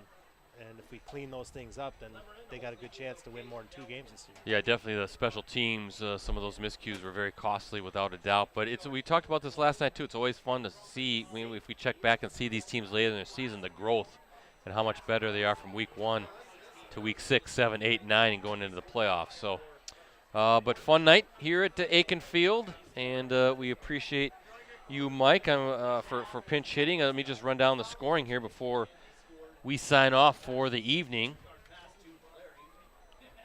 West De Pere got on the scoreboard first with 4:24 to play. A 6-yard pass from Duke Schowald to number 19, Joseph Riesenberg, made it 7-0. And then that was off of a fumble recovery, by the way. And then West De Pere up 14-0 in the second quarter with 7:35 to play. Another touchdown pass, this time an 80-yarder from Schowald to number 82, Benjamin Lemran, down the far sideline, showing off his speed. Hortonville finally gets on the scoreboard with 3:40 to play in the second quarter. A 62-yard pass from Broden Butson to number 2, Seth Villari. Made it 14-6. The PAT was no good.